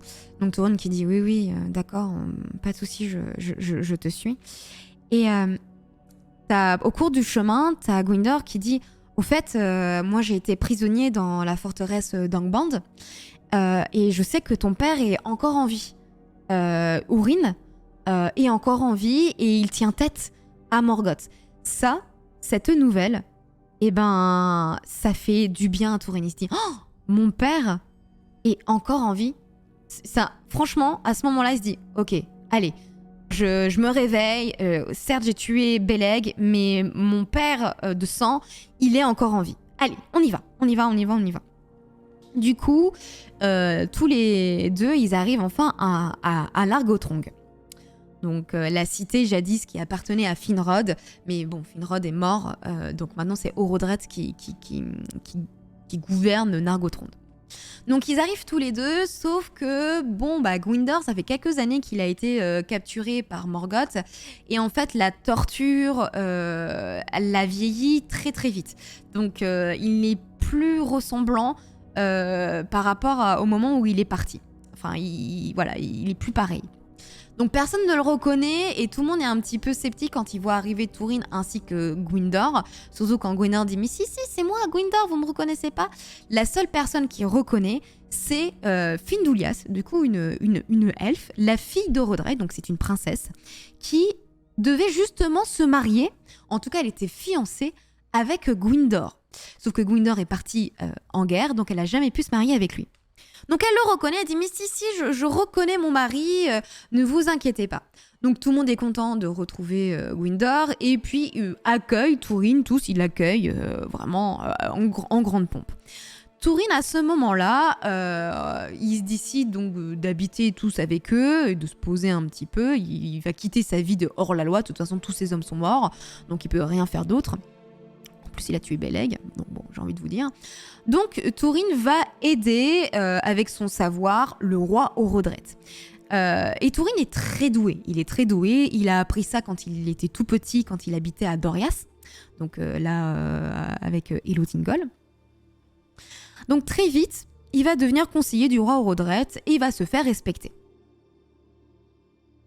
Donc, oui, petite carte peut-être pour vous repérer géographiquement, mais Nargothrond, c'est ici. Donc, à ce moment-là, Tourine, il se trouve là. Voilà. Ici même. Tourine devint donc un conseiller du roi, se fait respecter et aimer de tous, et il était très jeune. Comme je vous le dis, là, au pire, il a 18 ans, mais pas plus. Il est vraiment très très jeune. Et ça, tout le monde va respecter ça parce que il est très intelligent, très beau, vif, un très bon combattant. Et il a, comme sa mère, le visage qui ressemble fortement à un elfe. Parce qu'il est beau. Il est beau, notre Thorin. Il a des beaux cheveux noirs, une peau blanche, des yeux gris et sévères. Il a des traits très délicats. Donc, on va lui donner un surnom, on va l'appeler Adanadel, c'est-à-dire l'homme elfe. Il y en a une qui va tomber sous le charme de Thorin. Et ce n'est autre que Findulias. Findulias, elle va pas pouvoir contrôler son cœur. Elle va vraiment tomber amoureuse de Thorin, surtout que comme Thorin est le conseiller de Rodred, il vient très régulièrement dans son palais, il vient régulièrement voir son papa. Findulias, elle est là, elle regarde un petit peu, elle dit « Oh, qu'est-ce qu'il est beau !» Bref, en tout cas, elle tombe vraiment raide dingue de Thorin. Sauf que elle est fiancée déjà, et donc elle va être malheureuse et elle va être très très triste. Et son mari, qui n'est autre que Gwyndor, le voit. Et à un moment donné, il se dit « Bon, écoute, Findulias, je vois que moi, je ne t'intéresse pas. Je ne sais pas de qui tu es amoureux, mais je vois bien que ton cœur est pour un autre. Donc, ce que je te propose, c'est que on rompe nos fiançailles et va avec l'être que tu aimes. » Donc Findulias remercie Gwyndor et elle va justement aller voir Thorin. Et elle va déclarer son amour et sa flamme à Thorin. Thorin regarde Findulias et il lui dit « Alors, non. Non, je ne réponds pas. Déjà, en plus, t'es la femme normalement de Gwyndor, donc quelqu'un qui m'a quand même aidé et sauvé. Donc je serais un petit peu mal de reprendre la femme qui devait être à Gwyndor. Et puis c'est surtout que j'ai pas envie. » Alors là, Findulias fond en larmes. Il veut pas de moi. Et Gwyndor va apprendre, en effet, que c'est Thorin dont elle est amoureuse. Et Gwyndor, ça le vexe. Il se dit « Ah, non, mais c'est Thorin dont t'es amoureux. Genre, l'homme que j'ai sauvé. Donc, c'est horrible. » Donc, un petit peu dans un moment de jalousie, tu as Gwyndor qui va dire à sa prétendante, qui n'est plus sa prétendante, « Franchement, Thorin, c'est pas un mec pour toi. De toute façon, Thorin, il est maudit par Morgoth.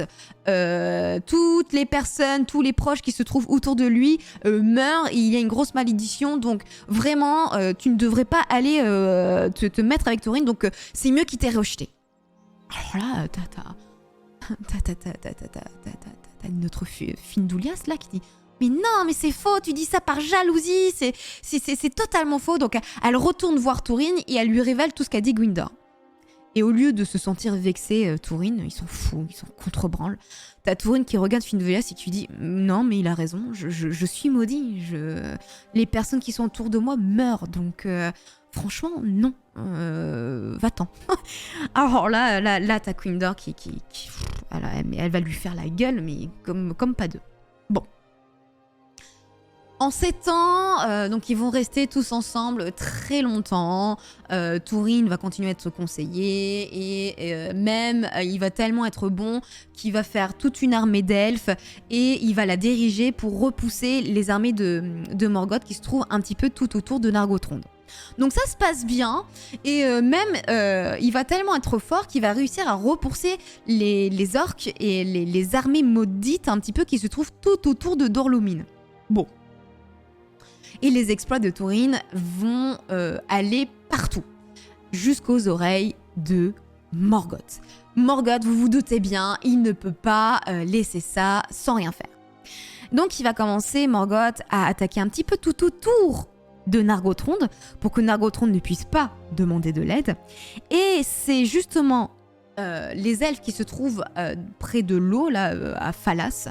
Donc, pour ceux qui veulent vraiment situer, c'est des elfes qui sont gouvernés un petit peu par Círdan, vous voyez là. Bon, Círdan, le charpentier. Et Círdan, justement, il va envoyer 2 de ses hommes à Nargothrond pour les prévenir que le mal arrive. Attention, je répète, le mal arrive.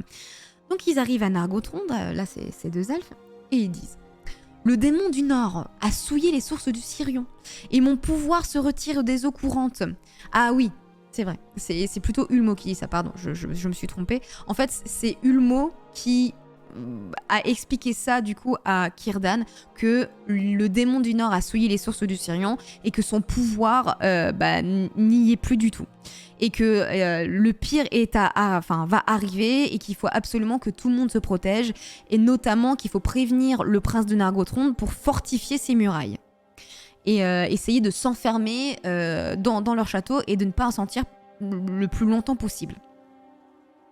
Sauf que Orodred, donc il va entendre ces paroles et il va dire il va demander conseil à Thorin en disant bon qu'est-ce que t'en penses, si le mal arrive, il va peut-être falloir qu'on coupe toutes les portes qu'il y a autour de nous, donc qu'on enlève les ponts et qu'on fortifie, qu'on s'enferme à l'intérieur du château. Thorin refuse. Il est orgueilleux, il se dit mais stop, vous avez vu, là ça fait des années que je guide une armée, on repousse très facilement les orques. Franchement, faites-moi confiance. Il n'y a aucun souci, on n'a pas besoin d'en arriver à se terrer à l'intérieur de Nargothrond. Non, il n'y a aucun souci. Mon armée suffit amplement. Bref, il est beaucoup trop orgueilleux. À l'automne, Morgoth envoie une armée énorme sur Nargothrond. Et il y a Glorung qui dirige cette armée. Glorung arrive sur Nargothrond et là t'as une grande masse d'orques qui commence à tout attaquer. Bon il va falloir justement y aller notre petite Thorin. Vu que t'as refusé de fortifier Nargothrond, maintenant il va falloir se battre. Donc Thorin amène toute son armée et t'as tous les hommes de la cité qui sortent et qui marchent en rythme pour aller repousser les orques. Il y a également Orodred qui se trouve à la droite de Thorin. Enfin bref, tout va bien, soi-disant. Ils sont tous étincelants avec leurs armes, leurs boucliers, leurs armures. Mais là, Morgoth, attention, il n'a pas préparé n'importe quelle armée. C'est vraiment une armée déjà très nombreuse et en plus un peu plus fortifiée que celle d'avant. Plus les batailles se déroulent, plus les armées sont fortes en fait de Morgoth. Et ça va se passer très très mal.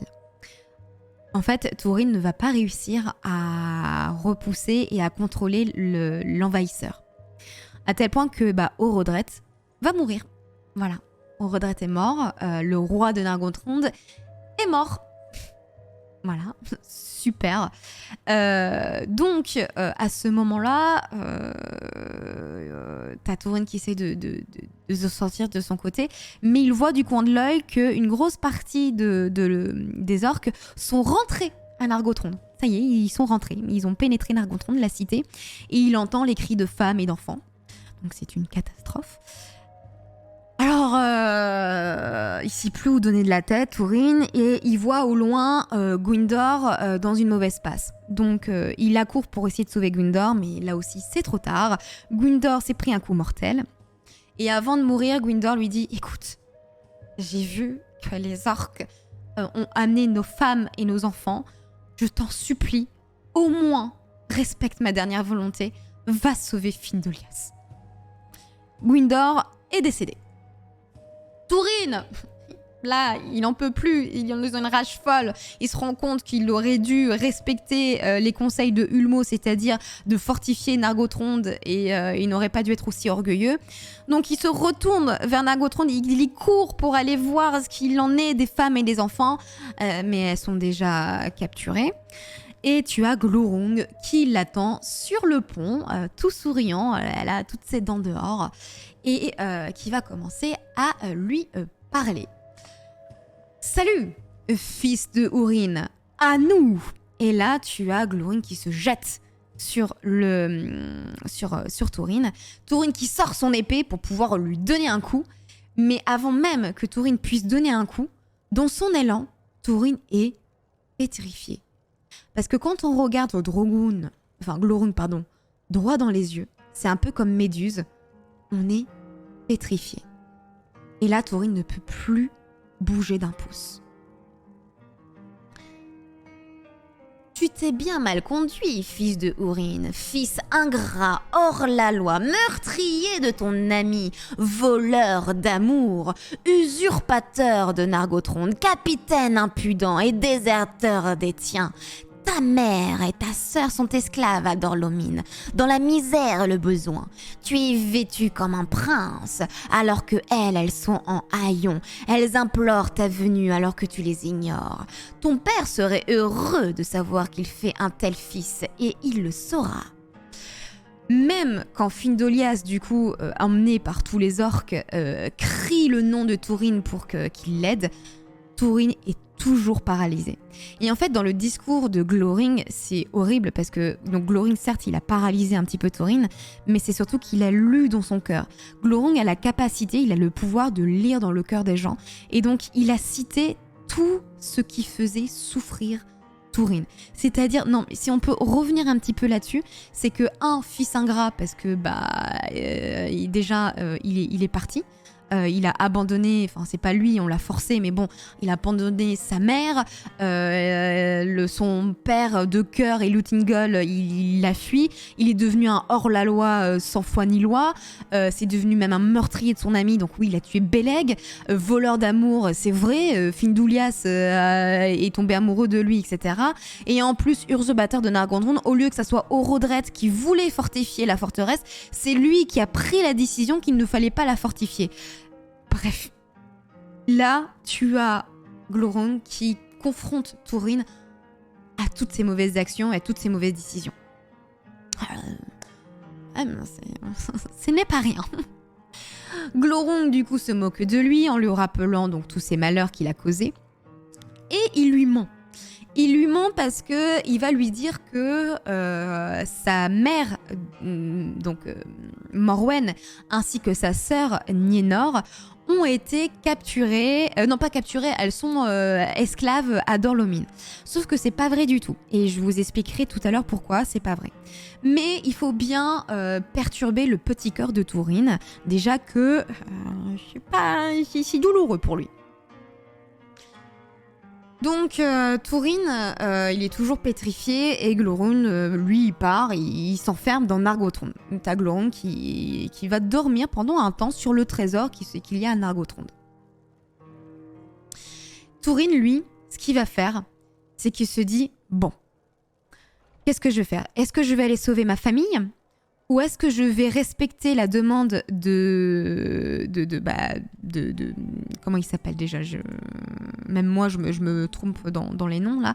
Il a promis à Gwyndor, d'aller sauver Findolias. Donc là il pèse le pour et le contre. Il se dit bon, je fais quoi là d'abord, ma famille ou Findolias, Et en fait il pense à sa famille d'abord. Il se dit bon, je vais aller sauver ma mère et ma sœur. Bah, mauvaise idée parce que c'était un mensonge. En fait, elle se porte très bien. Et s'il y en a une qui a vraiment besoin d'aide actuellement, c'est Findolias. Mais c'est pas grave. Túrin a l'habitude de faire de mauvais choix. Donc, il court et il va à Dor-lómin. Túrin va à Dor-lómin et quand il arrive là-bas, il se rend compte que bon, sa cité, là où il a grandi, est dévastée. Voilà, il y a encore quelques bicoques de droite à gauche qui sont encore debout. Et il y en a un qui s'appelle Broda, un homme lambda, qui est chef de Dor-lómin. Mais on ne sait pas d'où il vient, lui. Il vient pas d'une lignée, hein. C'est juste Broda. Donc, il pose la question, il se dit « Où est ma mère et où est ma sœur ?» Et là, t'as Broda qui dit « Elles sont parties depuis un petit moment déjà. » Alors là, t'as Túrin qui dit « Ah bon, elles sont parties, mais elles sont où en fait ?» Bon, on sait pas, je crois qu'elles sont parties à Dorias. Ah. Ok. Là, Túrin, il en peut plus. Il tue Broda et il va tuer aussi tous les orientaux qui se trouvent pas loin.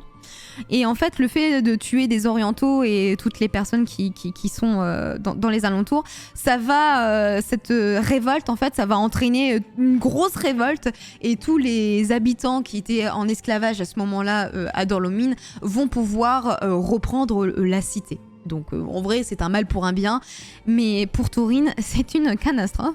Donc du coup il se dit bon qu'est-ce que je fais? Déjà va falloir que j'aille du coup sauver Findolias, en espérant que ça soit pas trop tard. Thorin se dit par rapport à ma mère et ma sœur, donc elles sont à Doriath, donc ça veut dire qu'elles sont protégées.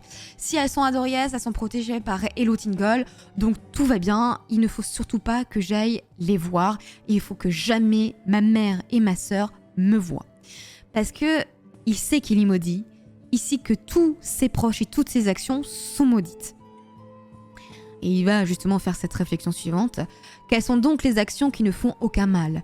Et qu'aurais-je pu faire d'autre pour servir les miens, même si j'étais venu plus tôt? Car si l'anneau de Méliane est brisé, le dernier espoir est mort.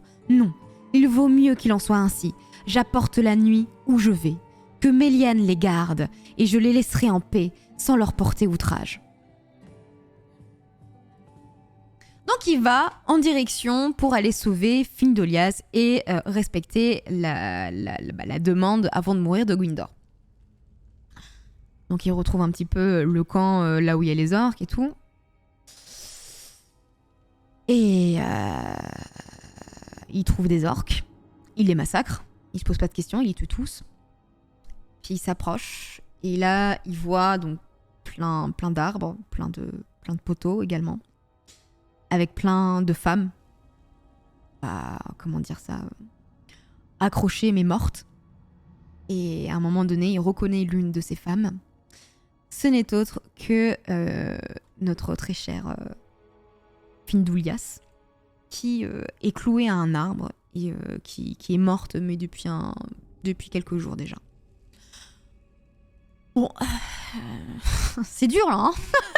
Là, t'as Thorin qui dit bon. Donc il s'évanouit par terre. Hein. Thorin, là je peux vous dire, il tombe par terre.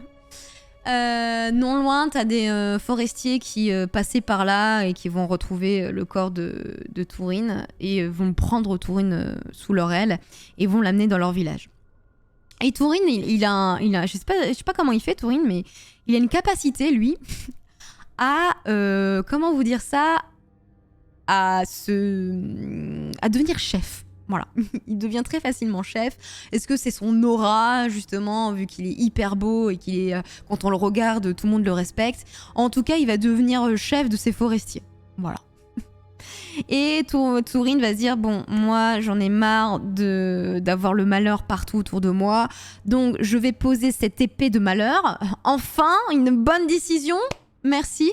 Il pose l'épée, il pose également son aume, il enlève son armure, il met des habits lambda de forestier et il décide de ne jamais rejoindre sa mère ni sa sœur.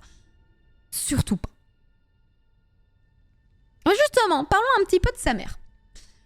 Sa mère, oui, ça fait un petit moment qu'elle est partie de Dol-Omin. Ça fait un moment, en fait, quand sa fille est née, elles sont restées longtemps là-bas, mais elles n'en pouvaient plus. Et en fait, dans un élan de désespoir, elles se sont dit bon, go aller à Doriath pour aller rejoindre notre fils et notre frère, qui n'est autre que Thorin. Et quand elles sont arrivées à Doriath, Elottingol les a accueillies avec bonheur, en disant oh, ouais, allez-y, venez, on vous loge, tout va bien. Mais sauf qu'il leur apprend que Thorin, ça fait déjà quelques années qu'il est parti, qu'il n'est plus là. Donc bon, Morwen ainsi que Nienor vont rester à Doriath. Et sauf qu'un jour, elles vont entendre que à Nargothrond, c'est la catastrophe. Elles vont entendre qu'il y a eu la chute de Nargothrond et que Orodreth est mort et que c'était là-bas où se trouvait Thorin. Donc, Morwen ne peut pas supporter l'idée que son fils soit décédé ou soit mort. Donc, elle veut absolument voir le corps de son fils ou sinon le retrouver. Donc, elle demande à Elottingol de lui donner une armée, ce qui va lui permettre, parce que lui aussi, Elottingol veut savoir si son fils un petit peu adoptif va bien. Donc, elle part. Mais sauf qu'elle demande à sa fille, Nienor, de rester à Doriath, à Menegros. C'est hors de question qu'elle le suive. Sauf que Nienor n'a jamais vu son frère. Elle ne l'a jamais vu. Et elle veut absolument le retrouver et absolument aider. Donc, ce qu'elle va se faire, la petite sœur de Thorin, c'est se déguiser en homme, en elfe, voilà, qui accompagne Morwen. Et ils partent tous à Nargothrond.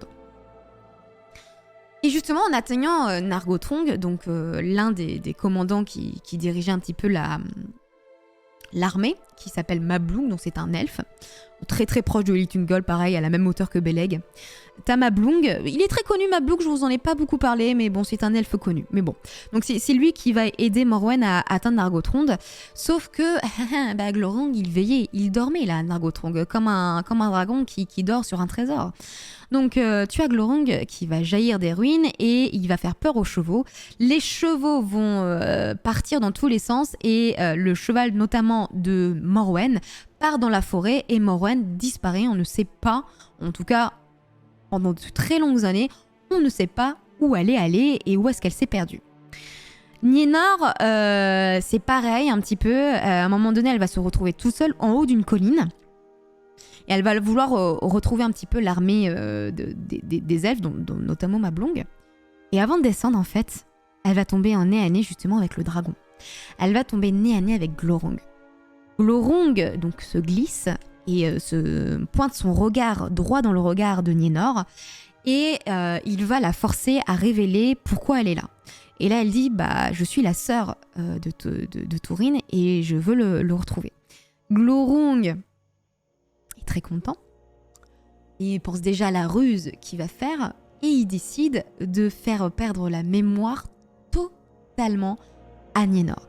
Et en fait, Nienor perd la mémoire mais totale, c'est-à-dire que elle ne sait même plus, si elle devait manger avec des couverts, elle ne sait même plus comment manier les couverts, elle ne sait même plus comment on parle et en fait elle est encore un petit peu éveillée, donc elle sait qu'il faut qu'elle fuit le dragon. Et elle va partir dans la forêt. Et petit à petit, comme elle va perdre vraiment toutes ses notions, même courir, ça va devenir compliqué pour elle. Et elle va se cogner de droite à gauche. C'est comme si elle redevenait un enfant, si vous voulez dire, si vous voulez. Et au cours de la forêt, dans sa fuite, en fait, ses vêtements vont s'accrocher aux arbres et elle va se retrouver à poil. Voilà, petite info, elle va se retrouver à poil. Nienor, donc, à un moment donné, elle va s'éveiller dans la forêt et va errer pendant longtemps dans la forêt toute seule, en haillons, voire même vu quelques illustrations vraiment à poil. Il y en a notamment une illustration où elle est toute nue. Et donc, elle se retrouve dans cette forêt toute seule. Et t'as les hommes de notre très chère Thorin. Pas de chance, t'as les forestiers qui tombent sur cette femme qui est à poil. Et donc bon, ils se disent, bah on va s'en occuper, on va essayer d'en prendre soin et de la réchauffer. Donc ils l'amènent à la cabane et puis ils essayent un petit peu de la nourrir parce qu'elle est sous-alimentée, de la protéger, de lui donner des vêtements et de savoir d'où elle vient. Sauf qu'en fait elle pleure, elle ne peut que s'exprimer en pleurant parce qu'elle est totalement perdue, elle ne sait rien. Donc comme ils ne connaissent pas son prénom, ils vont l'appeler Néniel, ce qui veut dire la fille en larmes. T'as notamment l'un des hommes qui s'appelle Brandir, voilà, qui va tomber amoureux de cette femme parce qu'il va prendre vraiment soin d'elle. Voilà, il va lui apprendre à parler. Donc, il aura un regard sur cette femme et en vrai, il va même la réconforter. Tout ça. Sauf que quand Thorin arrive enfin, il était parti de droite à gauche et quand il retourne en fait dans le petit village des forestiers et qu'il voit donc cette femme, il ne la reconnaît pas, c'est normal parce que il n'a jamais vu sa sœur de toute sa vie. Et en plus dans sa tête, il se dit que sa sœur doit certainement ressembler à son ancienne sœur ainsi qu'à lui et à sa mère, c'est-à-dire des cheveux noirs, une peau blanche et voilà des traits fins. Ce qui n'est pas du tout le cas. Elle est grande, elle a des traits pas si fins que ça, et elle a des cheveux blonds. Et en fait, c'est normal, parce que au lieu d'être plutôt issue de la maison de Beor, physiquement, elle est plus issue de la maison des Hador, qui ressemblent tous à des Vikings. Donc elle a des traits très différents, mais c'est bien sa sœur, mais il ne la reconnaît pas. Il peut pas savoir. Et en fait, Nienor plutôt, quand elle voit Thorin, elle a une intuition et elle est comme rassurée et heureuse dès qu'elle voit Thorin. Elle se dit « Oh, il est là !» Mais elle sait pas pourquoi. Mais elle sait qu'elle est contente quand elle le voit. Donc, au lieu de tomber amoureuse de Brandir, elle va tomber amoureuse de Tourine. Voilà, hein, forcément. Donc Tourine et Nienor vont se marier en 497 du premier âge. Là, il est heureux avec sa nouvelle femme. Oh my god. Et du coup, il promet de ne pas se battre et de faire le mieux possible pour ne pas encore être maudit, hein, et de ne pas faire souffrir sa femme. Voilà. Et il se dit, le seul moyen pour moi de reprendre les armes, c'est que vraiment, il y a un danger proche et imminent. Donc les années passent et vous vous doutez bien que Nienor va tomber enceinte. Donc sa sœur, hein, pour ceux qui n'ont pas compris, hein, il va mettre enceinte sa sœur. Glorung, qui ça fait un petit moment qu'il n'a pas entendu parler de Tourine, ni de Nienor, il se dit, tiens, est-ce que j'irai pas leur rendre visite? Donc il se rapproche, il essaye de voir et de repérer où est Tourine.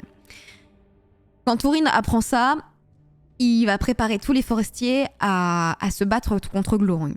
Et là, Tourine, il veut absolument en découdre. Il veut tuer le dragon Glorung. Donc il prépare les forestiers, il va récupérer l'épée maudite. Voilà. Normal. Son home, ses armures, tout ce que vous voulez. Et ça y est, il va se battre.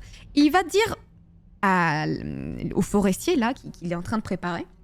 C'est que des forestiers, hein, normalement, c'est pas des gens qui sont là pour se battre, mais bon, il va les préparer. Et leur dire, écoutez, pendant la bataille des larmes innombrables, les nains ont réussi à faire une entaille au niveau du ventre de Glorung. Si on arrive à atteindre le ventre de Glorung, on peut le tuer. Donc il faut absolument qu'on se débrouille pour l'attirer à un endroit où on peut arriver au niveau de son ventre. Donc là, ils sont en train de tous réfléchir à un plan. Et ils vont attirer, en effet, Glorung dans un énorme ravin. Il y a 2 hommes qui partent, donc Turin et un autre, et ils vont s'approcher progressivement du dragon et discrètement, ils vont escalader, etc.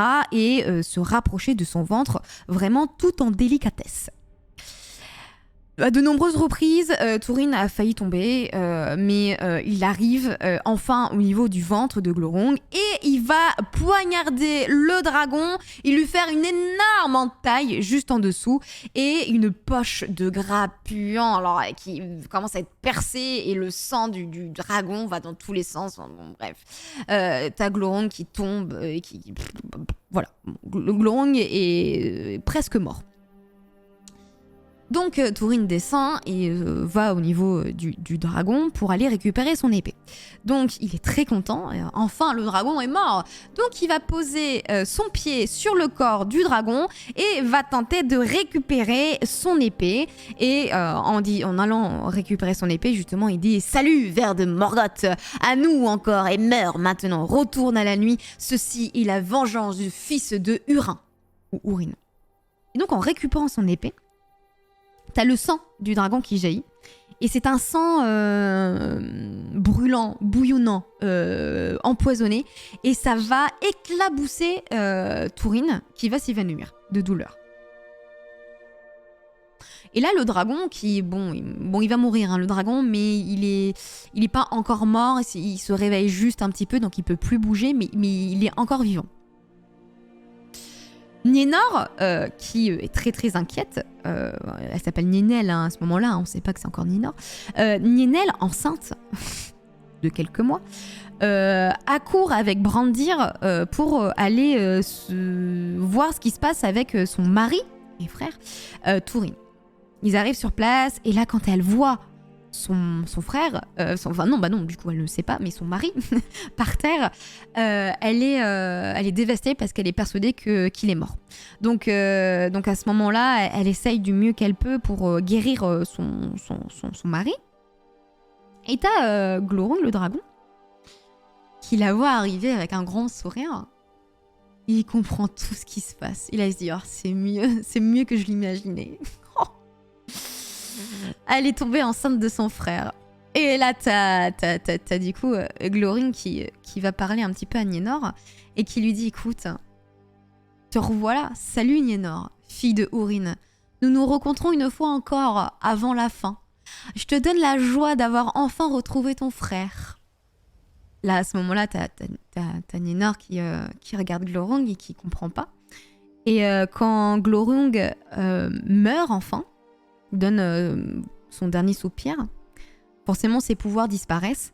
Et du coup, la malédiction qui faisait que Nienor ne se souvenait plus de rien, tous les souvenirs de Nienor reviennent à la surface. Et là, elle comprend tout. Elle regarde son mari qui est en fait son frère. Et elle peut pas supporter cette nouvelle. Du coup, ce qu'elle décide, c'est qu'elle va se jeter dans le ravin. Voilà, elle se tue. Elle peut pas. Elle se tue. Elle refuse de porter l'enfant de son frère. Donc, elle se jette dans la rivière et meurt immédiatement. Quant à Brandir, qui était là, qui a assisté à la scène, bon, alors là, il revient dans le village des forestiers et il dit à tout le monde que Túrin est mort. Et que du coup, c'est certainement à lui de devenir le chef, voilà. Bref, il en profite. Túrin, il est pas mort, hein, je vous le dis. Túrin, il est pas mort, il était juste blessé. Et donc, il se réveille le lendemain matin. Et il voit des bandages un petit peu partout sur son corps qui ont été posés par Nienor. Et il voit le dragon mort, donc il est hyper content. Il récupère son épée et il va du coup au village des forestiers.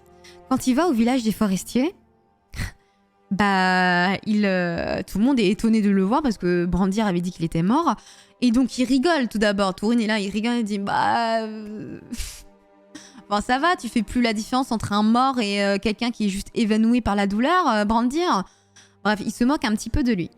Et t'as la femme de Brandir qui ne peut pas s'empêcher de dire « Ah, de toute façon, Brandir, mon salaud de mari, il était très content que tu sois mort, il nous a dit à tout le monde et donc il a repris les rênes, voilà, il a repris tout le village. » Et t'as Brandir qui dit non, mais c'est pas ça, mais c'est que de toute façon, et là il voulait juste faire mal, Brandir.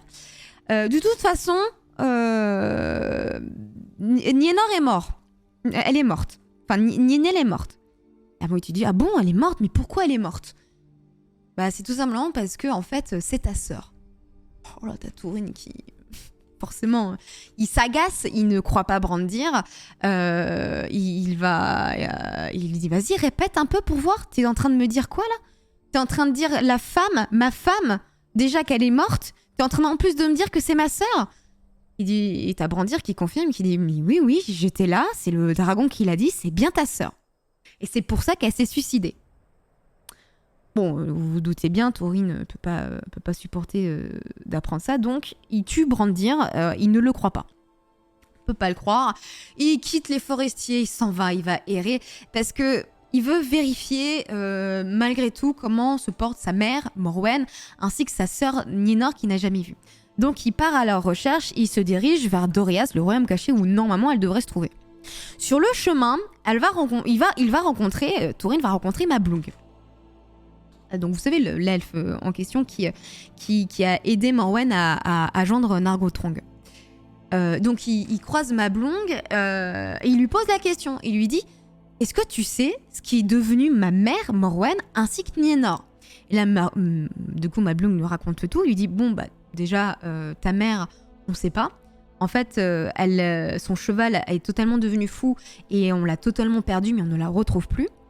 Et ta sœur, bah, c'est un petit peu pareil, et tout ce qu'on sait, c'est qu'elle s'est fait un petit peu manipuler par un dragon, et on l'a vu partir en courant à tel endroit dans la forêt.